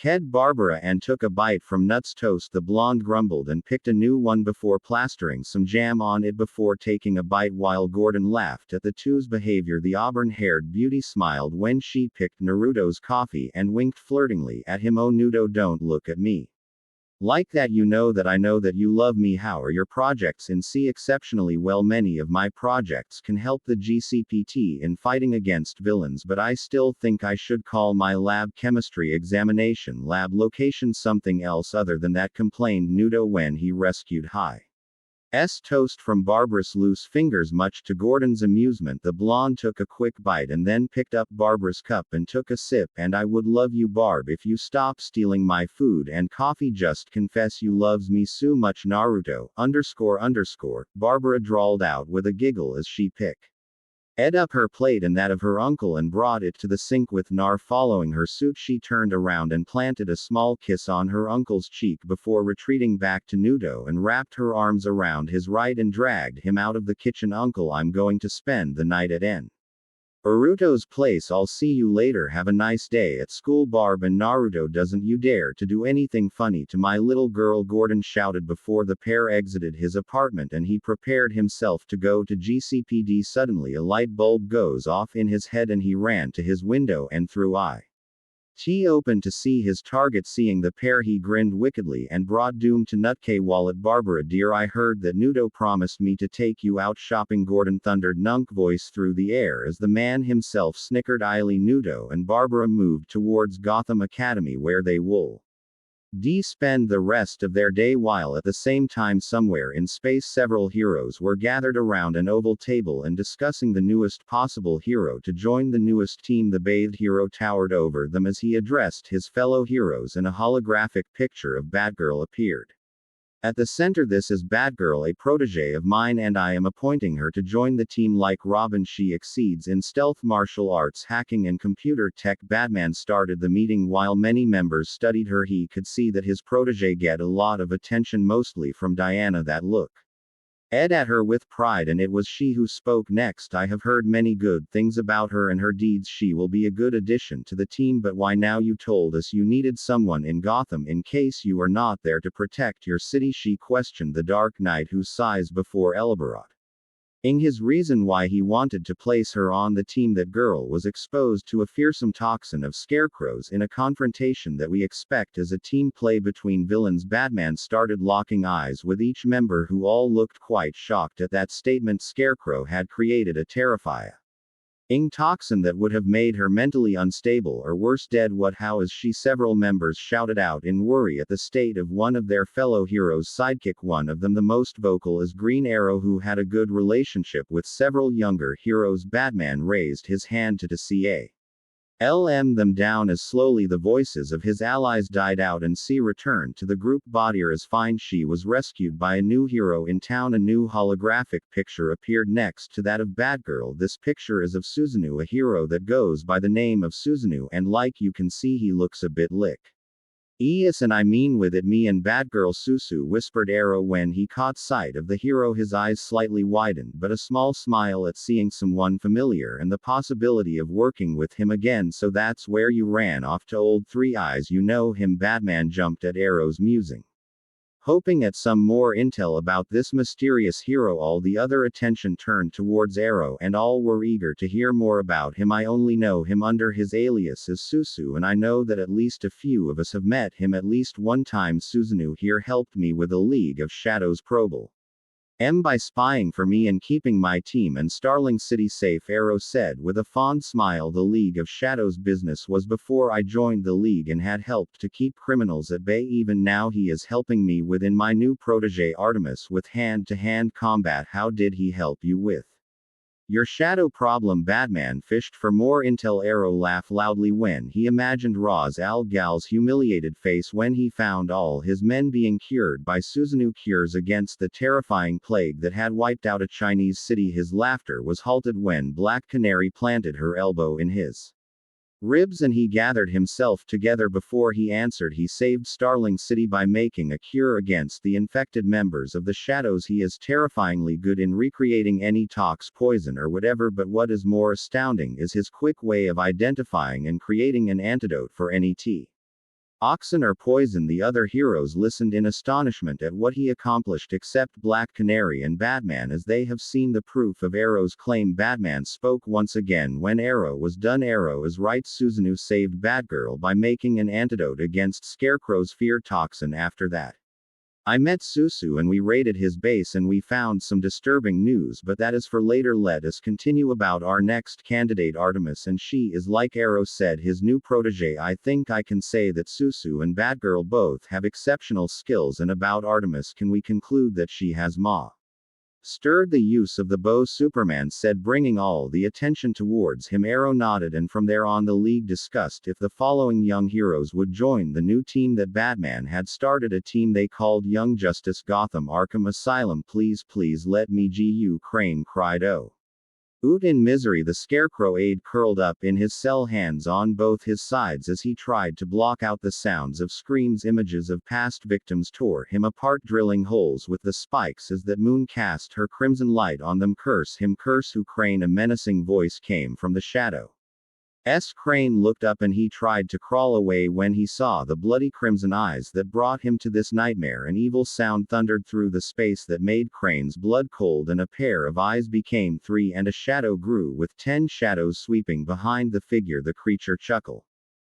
Before the fear became too much and his heart clashed against his ribs as the last word that he heard were, "I told you, Scarecrow, you will never leave my world." Gotham Namikaze Mansion. This is Vicky Vale with Gotham's news today. The infamous prison Arkham Asylum brought out the news that one of the IR inmates, Jonathan Crane, also known as the Fear Master Scarecrow, died of a heart attack in his cell. Other inmates that were locked around J. Crane heard for days screams from his cell like his former victims gave him as they pleaded for mercy when it suddenly stopped and guards came to check on high.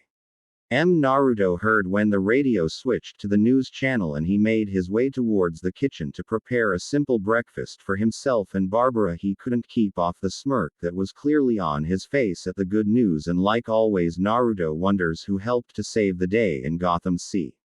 The blonde was certainly sure that it wasn't some bathed hero that only locks them up in Arkham. Thinking about all the innocents that Scarecrow sent towards the mental clinic made Naruto good mood drop, and his eyes took a hard glance. I'm for some well-deserved workout motivation, some mentally disturbed villain, smirked Naruto mentally as he made his way towards the gym while he loosened the muscles in his neck, shoulders and arms, stripping off his shirt that showed underneath a fit and athletic, well-muscled body. He started with a sprint around his training tools while jumping over boards and obstacles, doing several rounds and building up a well-deserved sweat. He his way toward several punching bags that were lined up, starting lightly with some jabs that increased with each hit while he imagined several villains' faces like Scarecrow, who now lay several feet under the ground, the Joker who he still is searching for and hopes to kill him soon, as in Nito's mind he doesn't deserve to wander the surface of the earth. Soon he was in his element and paced through his several stands that ranks from karate to judo and from Rockla and Madai famous fighting style, the strong fist, to that of his friend Hug Ganada Weiji and Wabi the gentle fist, and many others that he learned through the years. After the fourth shinobi war, the poor punching bag didn't survive the first onslaught, as Naruto was already punching his 10th punching bag, and who knows which villain's face now was the victim of his onslaught. Seconds became minutes and minutes became hours, and before the blonde knew it, several hours had passed, and Barbara came into the gym with a plate of sliced bread, cheese and honey with some fruit, and lastly coffee, their stomach already protesting for some delicious breakfast made by Mew. Barbara laughed when she placed the plate down on a bench and took a seat. As she watched her best friend train, she could see the muscles constrict before exploding in powerful punches that made the punching bag sway, and finally when Naruto was done he grasped the bag firmly to stop the sway. Once it hung still, the blonde made his way over to his best friend and planted himself next to her, and Barbara offered him his plate that he took with a small smile. Trained hard, I see, I did. Him tasted great. Naruto complimented her, at which she planted a kiss on his cheek. Thanks not only for the great compliment but also for buying me new clothes yesterday and for letting me stay at your home. She leaned closer to Naruto and stole a bite from his cheese, at which he tiredly shrugged off and laughed when Barbara looked at him with a questioning look. Returning the look at her, she stated her question. Naruto W. Here, did you learn to fight like that? You know my parents. She nodded, at which he smiled. Well, my father came from a clan that was hidden in Japan. I know the location, but if I ever share it with someone that is not from the clan or my family, I can be punished with death. Oh, don't tell me. I don't want to miss you. Naruto laughed at her before stealing a grape from her plate and threw it in the air before catching it with his lips quickly. That escalated in a game who could steal the most fruits from someone's plate, and the gym was covered in food after the food battle, and the only reason that the Y agreed on peace was because there was nothing left to throw, and they made their way out of the gym. The young blonde man closed the door and smirked when he saw several clones hinged to butlers or maidens cleaning the gym, and dispelled the gain jutsu that he had cast on the 9 other punch bags. At lay on the ground in shreds, the pair moved up the stairs towards the bathroom where they took separate showers before they walked to the onsen with only a towel around their waist and for Barbara including her chest. Both sinking deeper in the onsen, Naruto glided closer to Barbara and wrapped his arms around Hero. Are you feeling Barb? Naruto asked when Barbara laid her head on his shoulder. Barbara smiled beautifully at him, her fingers tracing his jawline as she snuggled what deeper into his shoulder. I slept great and all thanks to you, my big cuddly teddy bear. Boruto laughed and closed his eyes, enjoying the tender embrace that he shared with her. It was these moments that it was worth the fight against crime. A smile like hers made his day. Glad to hear any plans after this, Nansen? Barbara pursed her lips together in a cute pout. A slight frown adorned her face as she stared into the water.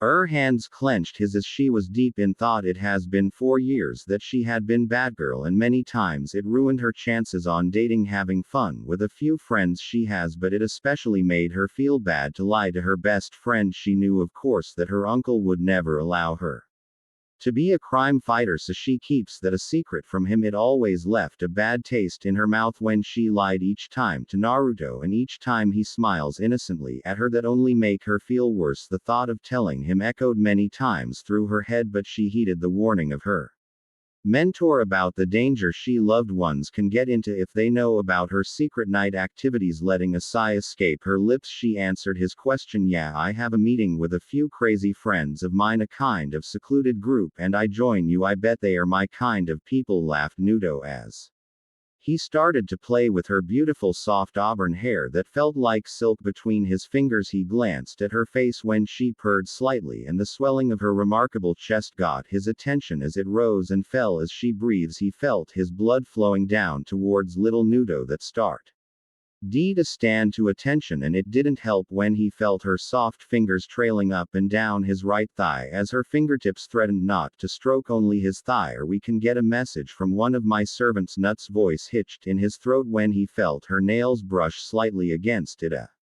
Now the blood rushed towards his face, and Barbara looked up innocently at him with her beautiful blue-green eyes that stared into his. Her lips curled up in a naughty sultry smile as she brushed once more against it before she stepped out of the water and walked with a sway in her hips away from When she arrived at the door, she looked back over her shoulders and said with a sultry smile, let's go. Naruto, you promised me a massage, or is something the matter? Oh, you little minx, muttered Naruto under his breath. He cast a quick gain jutsu and stepped out of the water. Once he stands on the ground and he felt the water cascading down his bare muscular skin, he noticed the slight red on Barbara's face, but also the slight disappointment in her eyes. The blonde mirrored the sultry smile that his best friend first wore as he mentally laughed. Who can play that game, dear? But only those that are shinobi will get the victory. Barbara walked out of the changing room with a fresh towel around her waist and moved towards a massage table and laid down on it. She laid her head down and looked to her right to see a curtain between her and Naruto. Inwardly she was glad that there was a curtain between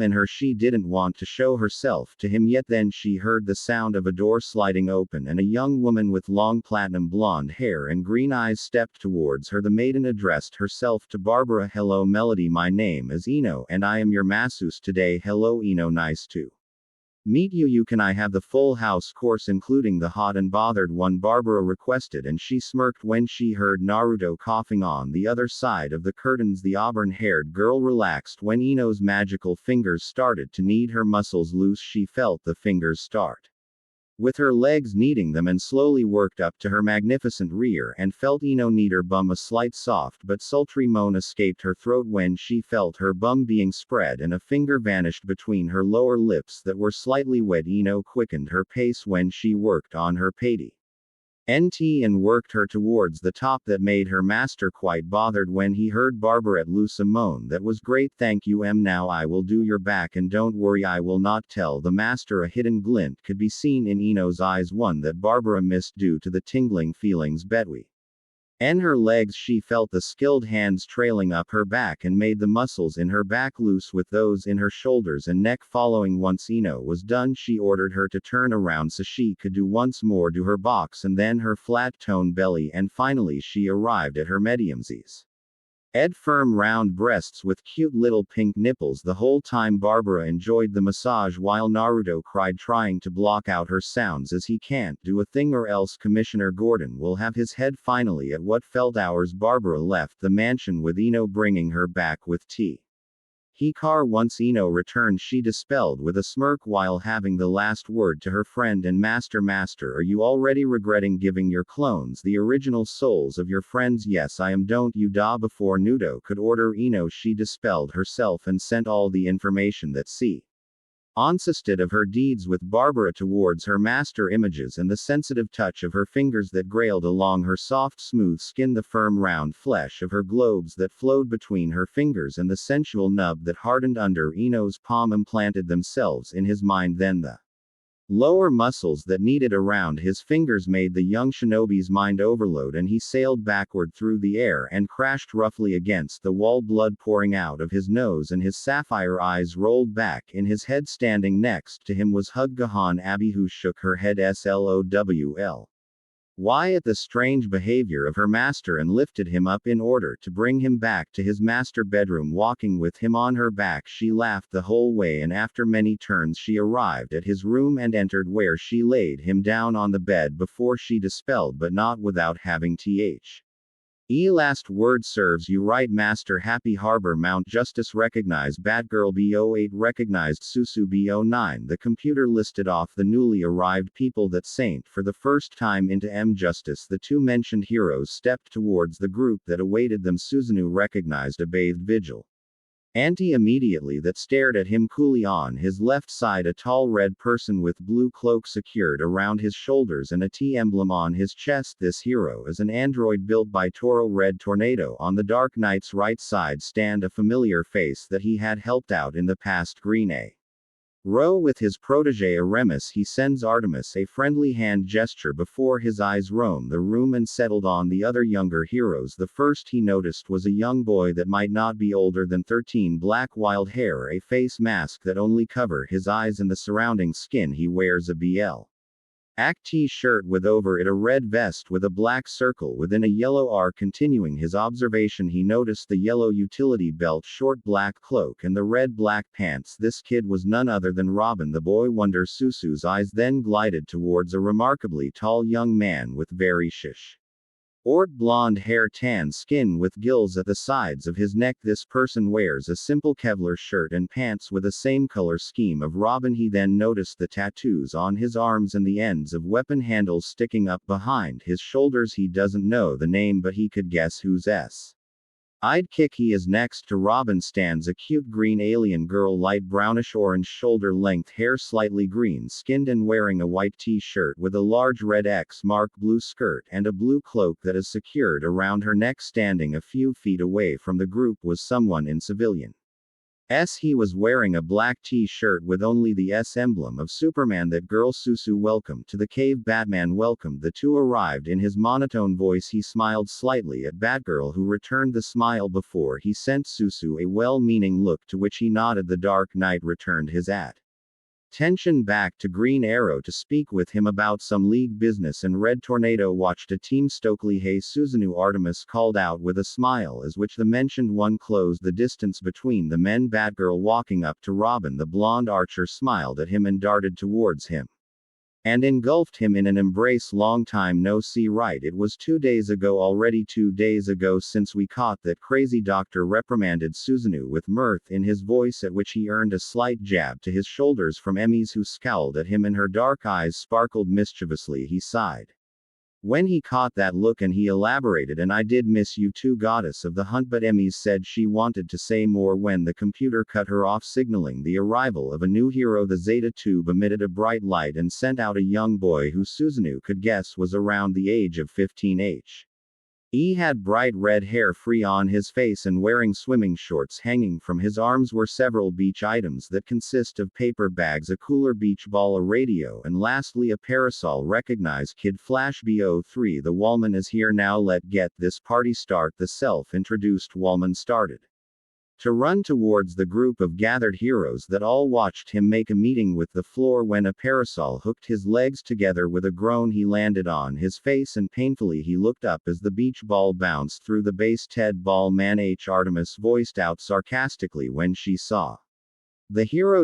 Man, I love the uniform. What exactly are your powers? That girl giggled at the comedic entrance of this strange hero and at the comment of Artemis, a girl she can now already see they will become great friends. With the first mention moved over towards Artemis and Susanoo to stand together as he knew members of the team at the time. Batgirl walked over to the 2W man, had helped himself back to his feet and had joined his teammates. Who were they? The Angel of Gotham took it upon herself to introduce the as the new members of the team. She stepped slightly forward and introduced them. My name is Batgirl, this is Susanoo and Artemis. Good Flash, never heard of you, introduced the now known Kid Flash with an annoying and slightly arrogant pose, at which Artemis glared and already decided to deck Kid Flash to the floor. She was stopped when Susu placed a gentle but firm hand on her shoulder and spoke to Kid Flash. Good, if no one heard of us then I can assume we did a good job. It doesn't help us if civilians shout our name on the street when we are undercover. Era smirked when she heard her friend and now again teammate place Kid Flash on his rear, and her smirk only widened when her friend W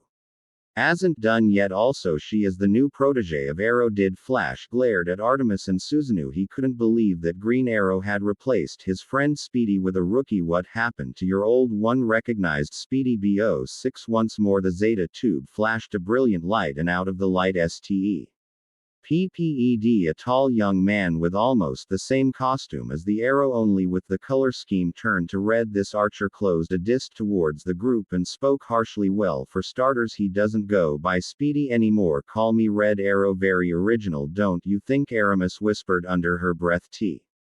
Howard Susu, who then only eyes smiled at her, or so far she could see. Green Arrow walked past them and looked at his once protege and spoke to him in surprise, once for his new uniform and second for his new name. Roy, you look replaceable. Red Arrow finished his former mentor line. He moved past the young Justice team to stand in front of Arrow. Arrow looked at Red Arrow and justified his reason for a new protege. It's not like that. You told me you were going solo. Brad Arrow scoffed at his former mentor's words. An annoyed expression marred his face as his eyes glided from Arrow towards Artemis. So why W asked time finding a sub? Can she use even that bow? Yes she can, Artemis retorted with rising anger, and she moved forward to glare straight at Red Arrow. WLY, seeing the whole scene couldn't hold it in anymore, and in an exasperated way he exclaimed, who are you? She is someone that is entitled to keep her civilian identity as secret, Susanoo said coolly, cutting off Artemis and Arrow before they even could reply to Kid Flash's question. The shinobi looked straight at Kid Flash with cold crimson eyes. Like all of us are entitled to such a secret. Susanoo is right. Aqualad agreed with Susu before he addressed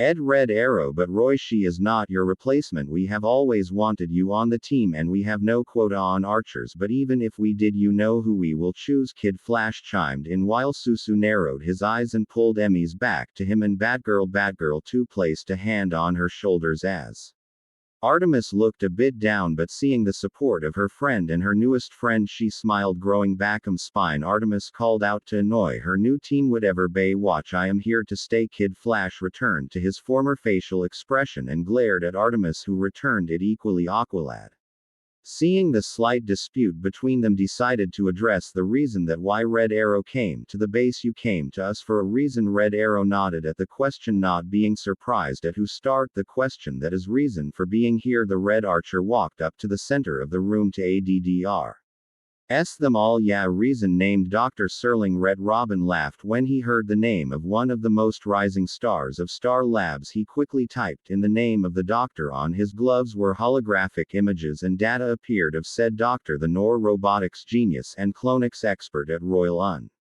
University in Starling City, vanished 2 weeks ago. An image now appeared on the large holograms at the center of the room with necessary data about her project. Abducted 2 weeks ago by the League of Shadows. Red Arrow corrected Robin to say that the Young Justice team was odd at such a mission was an Understatement, and Robin, like a child, couldn't hide his childish behavior. Will you want us to rescue her from the shadows? An arrogant smirk played on Robin's face as he and Kid Flash bumped fists, and at which Kid Flash gloated, hardcore already done. It leaves only one problem: the League of Shadows cues her into creating a weapon. Images of small flying mosquitoes appeared on the screen with a large tube-shaped container. Doc calls it the fog, comprised of millions of microscopic robots capable of disintegrating anything in their path: concrete, steel, flesh, and bones. But the true purpose is not the mere destruction, it is theft. Red Arrow delivered the intel of what he knows about the fog. The others listen rapidly to his explanation of what it could do. The infiltrators eat and store raw data from any computer system and deliver the stolen intel to the shadows, providing them access to weapons,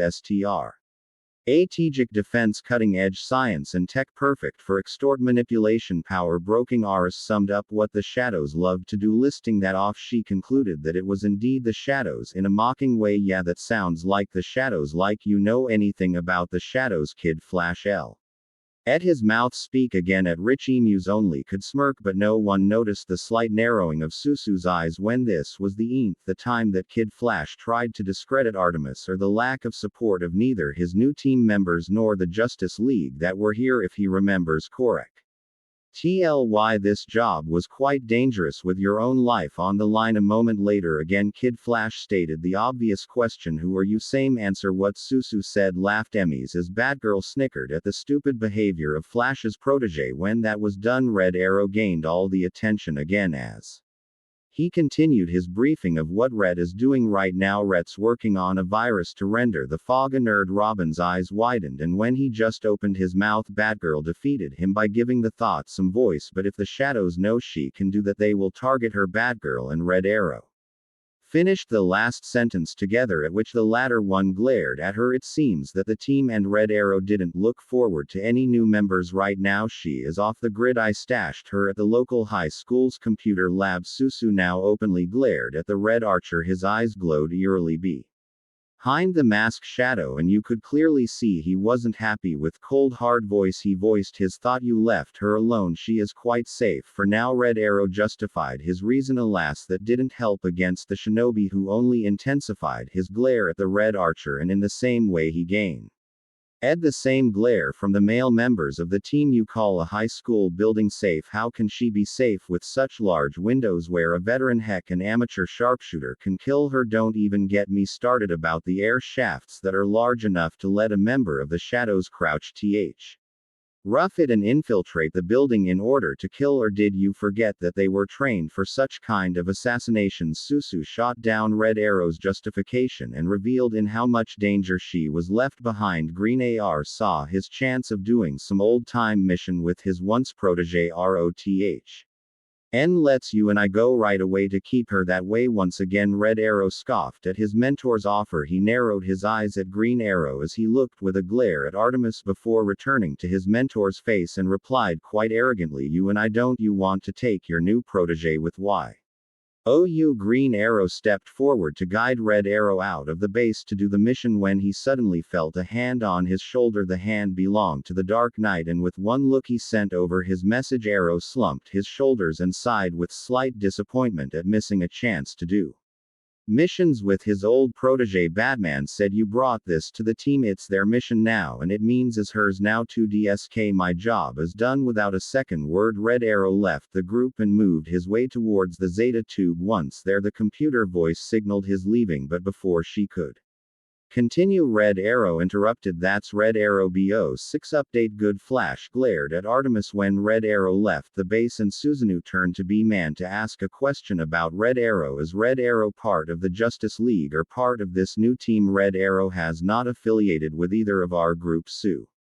Knew why Batman returned Susu's question with one of his own, but he could guess it why he stated that question if he, like him, wasn't really trustworthy with a lack of security within his own base. And this time this is a base with several members, which means double the danger if someone ever would infiltrate the base due to the leaking of information. Awaiting Susu's reply that surely would not fa pretty with his new team members. Susanoo dropped the bomb. If he isn't a member of either organization, it would be better to restrict his access to the bases and computers that are in our possession.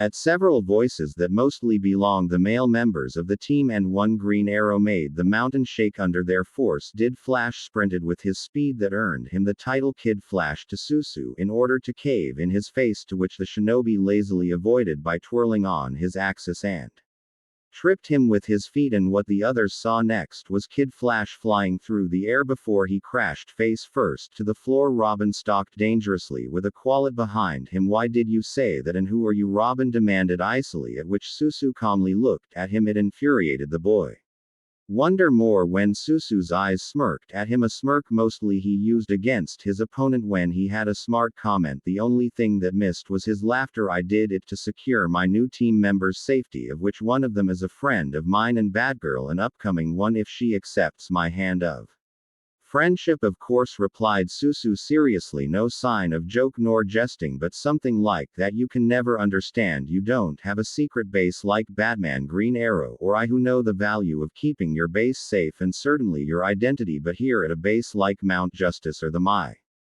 headquarters of the Justice League, it can bring tremendous damage, or it can even claim a life if some unknown have access to the BA network." Robin snarled, but stopped when Batman stepped in. "Robin, Susu is right in all ways of how he views the security of the team. I gathered information from different colleagues about him after I first met him in Gotham, where we did a case together. He showed promising skills in different aspects, and it helps that he saved Batgirl and that he have good relations with Artemis. That is still no reason to throw." Robin started again, but was cut off by Susu, who looked at him with those crimson eyes. Those eyes gave him the shivers, and it made him wonder if he is actually a good guy. "You say that is not the way to treat him, but this treatment is what he brought upon himself. I and many others throughout America have seen how a protege threw a tantrum at the Hall of J.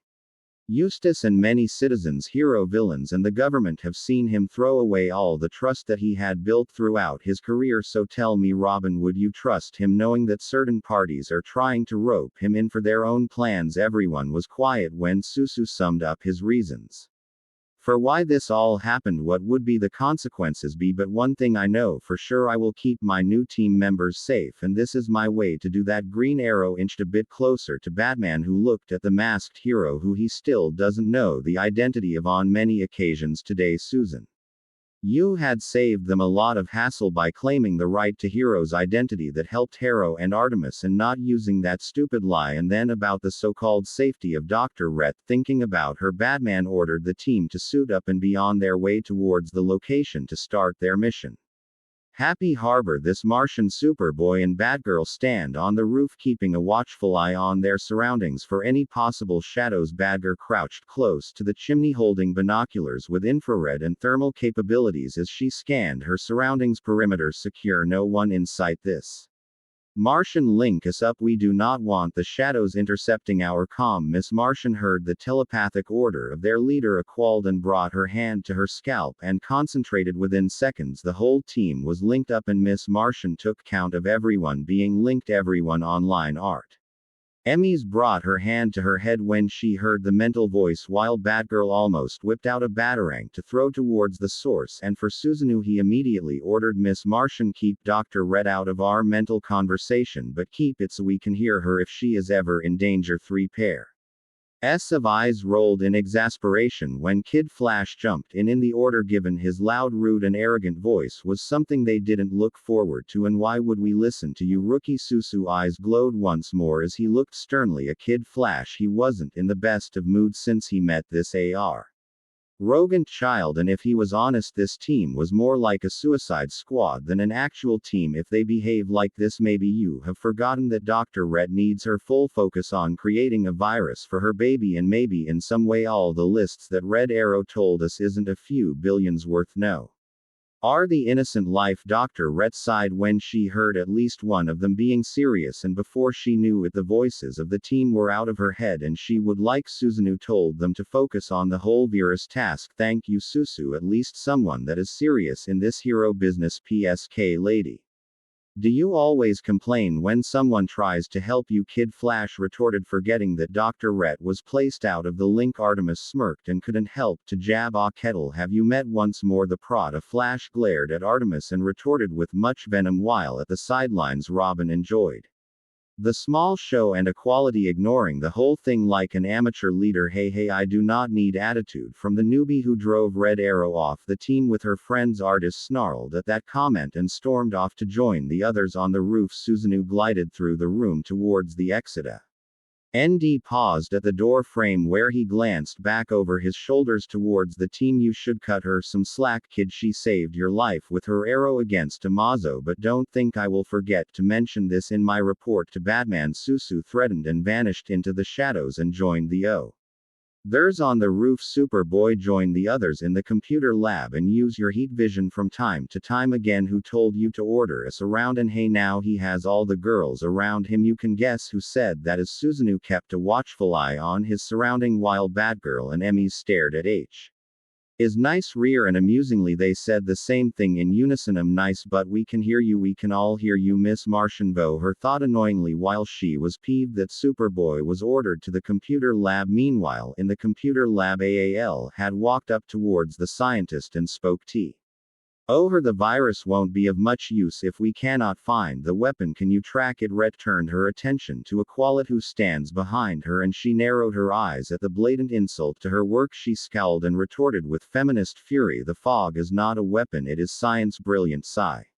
Ensign, of course I can track it, but I'd have to go online. Might as well rent a billboard with address and sign with assassinating me in neon. Aquil had stepped a few steps back when he noticed the feminist fury, but then placed his hand on her shoulder. We will protect you, Rhett sighed sadly before pressing the only button, and from there on the ball is rolling. The computer screen showed the Earth with radar that started to scan the Earth's surface and airspace in order to find the fog. Within moments the shadows would have her location and assassins would show up, cracking the fog. Now the Qual had saying the location. He contacted Miss Martian to split his team. Miss Martian, Dr. Red is located the fog. Reconfigure the BIOS ship so that Robin and Superboy and Susu can pursue. Wrong decision. A qualled Batgirl interrupted the leader of the group. We need Superboy and Susanoo here to deflect the attack of the shadows. The best decision would be Robin, Kid Flash and Artemis. I will not have more insubordination of my leadership, Ald retorted angrily back, as this time it wasn't Susanoo that talked back but Batgirl and newbie in the team. He could not understand why his king, his mentor, together with Green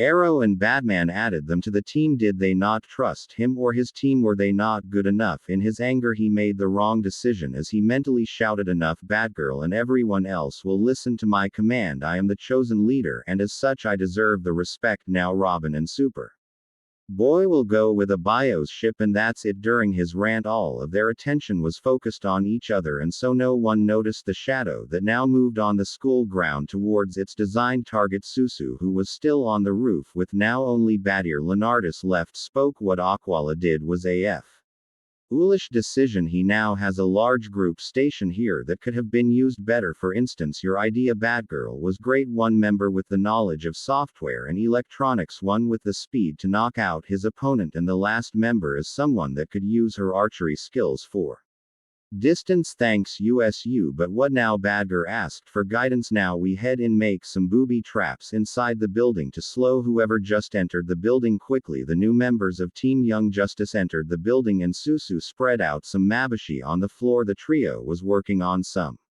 booby traps, and the shinobi informed his team, we caught sight of someone infiltrate the building. Stay on your guard. And whatever, Kid Flash retorted, I bet you just hallucinated, and if it was true I just used my speed. What they saw next was beyond stupid as Kid Flash came down the hall and straight into their booby traps. Sounds of breaking glass, screams of the young hero when he stepped into several mabushi, and tears flowed like a river down his face. But son of a BCH, booby trapped the whole hall. That was us, fool. You didn't let me finish. Badir hadn't the chance to retort when a qualled reposted Fu LL forced towards her through the link. Bad girl shrank under the angered tone of the Atlantean, and Emmys comforted her while Susu guided them towards the computer lab and with flaring eyes glared at Awen's protege. The sounds of his footsteps were like those of a giant as he stormed towards Aqualita. ND slammed him into the wall. The only thing the Atlantean could see were the early crimson eyes with the small commas that whirled around his iris. I have had enough of you and the so-called team. From now on everyone listen to me without a second thought. Understood? Kid Flash is immature and as He wants with disregard of the safety of his team, but you qualled you are equally as bad if you let him bully Artemis out of the team and disregard our advice. Now I will lay out the plan. Susu suddenly backhanded Kid Flash when he appeared in high speed when he tried to attack him, and the Flash's protege slammed into the wall next to Robin, who wisely kept his mouth shut. Emmys and Batgirl felt a bit hot and bothered when they saw Susu take command like that. In a certain way he protected them by going up against a team that had not accepted them and behaved like a group of kids instead of respected psychic SLH heroes. Now, without anyone interrupting him, he laid out his plan to capture the intruder. His team nodded at the plan, some reluctantly, but still they will go along for now. The shadow glided silently over the floor searching for the target. This shadow is a member of the League of Shadows and has thick black hair, and through her mask you could slightly see her gray eyes that kept her surrounding sharply in view. This person wears a dark green kimono, and it appears as though it has shreds and rips along it. Whether these cuts are intentional of designer wear and tear off her Me as an assassin is unknown, known only to her and her master. The kimono is tied around her waist where its length reaches just above her knees. She also wears black knee-high boots and her trademark white Cheshire mask with red linings and a very mischievous MC. This shadow is called Cheshire and one of the best. They have trained by the best assassins in the world that even the League of Shadows has a difficult time trying to find with a quick reflex that is almost not human possible. She turned on her axis and threw down several round metal balls that interrupted Kid Flash speed, and he crashed NST the wallum that must have hurt. Feezer smirked under her mask when a water whip came out from a door entrance that tried to pull her toward, she would guess, a swimming pool. Quickly she pulled out a small bomb and threw it towards the room where it exploded, and a second later she heard a manly skr. Emo my, that must have definitely hurt with all those needles coated in poison. Those words had barely left her lips when several arrows and batarangs cut through the air towards he, and she back-flipped away. While she back-flipped, she pulled out her collapsible blade from her pouch, while with her bare hand she pulled out several kunai and threw them into the shadows, and heard some footsteps move to avoid the dangerous projectiles while she herself cut through the arrows and batarangs with her blade. This has become interesting, maybe a little bit too interesting. She threw a smoke bomb hard on the floor, and within seconds the whole hole was covered in smog and Cheshire vanished. Did Flash chose this moment to wake up, and his eyes fell immediately on Artemis. Batgirl and Artemis could already guess what would happen, and they were right as Kid Flash zoomed into them and blew up from the high tower. She's gone. How could you let her escape, you rookies? Tisk don't know why they let you join us on the team. Good Flash, shut it right now. You will check right now on Aqualit, and then we'll go to these coordinates to protect Dr. Red. Well, Bodier and Artemis will go to my position for a new trap. Now go. The mental voice of Susanoo echoed through their head that made Batgirl and Emmy's MK a Kid Flash before moving towards their assigned destination. Well, Kid moved Toilet and almost screamed when he saw the many needles that pierced his skin. Without a second thought he sprinted and used his gift pull out all the needles before pushing him in the pool to heal, and then waited for his friend to drift towards the surface. Bios ship Philadelphia. Robin to all. We are over Philadelphia. We have located the Shadow's next target, Star Labs, and we were too late. It was totally destroyed. Robin's voice ca. Me through the comm. Aqualad still hasn't surfaced, and Susanoo took the communicator in his hand and replied, Robin, Susanoo here, I have taken command and we are almost finished with the virus. Robin sat stunned in the control chair. What happened at the school? Why did Susanoo take command? All kinds of Tyons appeared and disappeared from his mind except the question why. On impulse Robin shouted through the radio his question, why did you take command? Because it was the most logical choice. This choice of mine will be later be read by Batman in my report. This mission now I need you to focus on the Scientists baby the fog, and I want to kindly report that they are making their way to Wayne facility. What, you are kidding, right? Robin shouted back to the radio, and all the answer he gets were static sounds. He pulled out the comm to stare at it in disbelief. Again the comm is out of use. This is a mystery that they need to solve another time. For now he has other priorities, namely Wayne Tech High School. Happy Harbor. The Qualit together with Kid Flash moved through the room in which Rhett was working. They were on the second floor of the building with only one entrance, a small window to the left. T to say that Aqualad and Kid were not happy was a huge understatement. They were enraged at the sudden shift of command and now they must listen to him or else they had a meeting with the W. Keep working, the sooner you are done the faster we are free of him, Kid ordered like a petulant child that didn't T get his toys. The two boys glanced at each other and W he continued, and how could he take your rank as our leader Kaler? He just took it and that was it, growled equaled. Never in his mind did he think that someone like him would take his rank away from him. Stewing in his anger, Calder didn't notice T. He slight crack in the door and nor in the window where several small pipes peeked out of it before a dull air hiss was heard and two needles pressed themselves into their neck. Within seconds a Quald and Kid Flash laid on the ground unconscious while a third needle cut through the air and before it could make contact with Dr. Rhett's skin a chair blocked its path. This Martian is here, it is now or never, Cheshire shouted towards her colleague and Ravager appeared in the room with quick succession. She closed a distance between her and Dr. Rhett and lashed out with her blade only to widen her INS.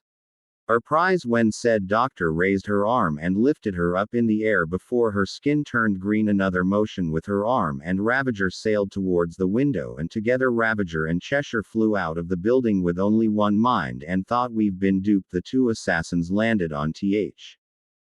feet before infiltrating back into the building by a different window. Once inside, the two activated the heat sensors and glared at the three pairs of footsteps, and a bit further down the hall Fourth joined them. I so don't like being played. Lead and go, we don't have much time before she has finished the virus right. Lead and teach them a lesson. Ravager glowered at being outsmarted by kids. Silently they moved through the halls until they arrived at the door. Ravager used the air vents to infiltrate the room while Cheshire used the door by throwing several smoke bombs into the room. Cheshire smiled when she heard the sounds of coughing and sprinted into the room and confronted Batgirl, who blocked her high kick with her arm before she did a low leg sweep, at which Cheshire jumped over it and answered with a roundhouse kick towards her head. B-girl let herself fall backward and brought her legs in a crow UCHED position before launching her legs forwards, and Cheshire flew through the room and broke the door and landed with a heavy thud on the floor. The Ravager, she met someone from a long time ago, her master. Now she could show him how much she had improved since her father had left her, and like her master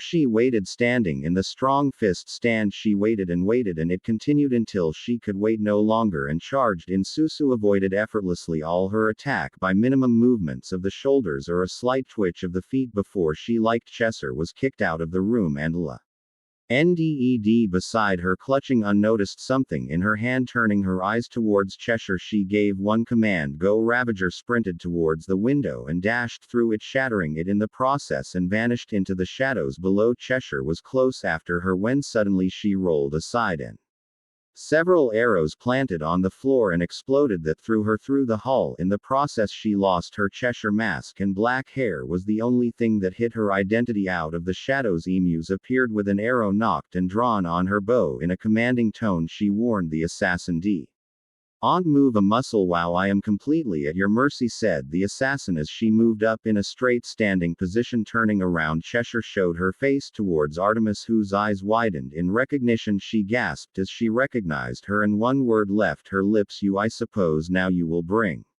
me to justice. Let your new friends interrogate me." Cheshire calmly listed off her reasons why she would be taken in. "I wonder if your position is secure enough to survive everything I know." The two young women stared at each other with a firm expression before Artemis lowered her bow. "Didn't think so, and just like a Cheshire cat, I'll just disappear." Unclue. Cheshire threw down a smoke bomb and vanished just in time when Susanoo stepped into the hall. Did she escape? Artemis nodded at the question of her leader. She thought he would be angered, but he only smiled at her before patting her head gently. Susan, who closed the distance between him and the mask before picking it up and secured it safely in a seal before he motioned for Aram to follow him. They entered the second door to step into a room where Dr. Rhett just finished her uploading. "The assassins have fled, Doc. You are safe now. It is time to bring you're home." "Thank you." Rhett smiled at him and couldn't help to embrace him tightly. She was really astonished at the highly skilled hero that had brought a group of sidekicks do his bidding. The thoughts if he wasn't here weren't very warm, and many of them ended up her being dead, but he changed that and Gave her enough time to save Wayne Tech, and if I ever need help I will call you Susanoo. Susanoo smiled Smil at her with his eyes. He felt elated at her praise and embraced her back before thanking her for such praise. I am flattered, but it is all thanks to the team and your excellent leadership. Artemis chimed in, stating the truth. She didn't believe that they would have succeeded without his leadership and thorough plans that fooled the assassins until the end. The door swept open and Batgirl joined them in the room with a warm smile on her face. She threw her arms around Artemis and Susanoo before guiding them back to the room with a quelled Kid Flash and Miss Martian. Each one of them picked onto the unconscious heroes, and Susanoo took it on himself to carry Kid Flash. He couldn't trust him at all with the girls. Justice, they telling me that Susanoo took leadership and threatened you all. Batman saw it in his collected voice as he locked eyes with each member, with none of them stepping back. Noticing that none of them backed away, he threw the next question. Is that true? It is, sir. Kid Flash grinned when he thought that he would be punished. Susanoo didn't make himself at all loved in the books of Th. Members Robin and Aquala joined Kid in nodding their head, while the girls, with the exception of Miss Martian, glared at them. If that is the truth, I want a report about the mission for now. Good job. Batman turned around, but not before he gained a detailed report from Susanoo, who then walked away to his room. Once he was gone, the group dispatched, and Emmys and Batgirl joined each other in Batgirl's room to gossip about Susanoo. Talking about Susanoo, he placed his hand on the wall and several seals crawled over the surface of the room before he pulled out Cheshire mask and replaced it with his own. Now wearing Cheshire, he said 3 simple words in a dead language: I am in. So this part ends here. Alright, that's it for today's video, guys. Let me know in the comments section how was the story, and also don't forget to like, share and subscribe. I will meet you in another video. Bye bye.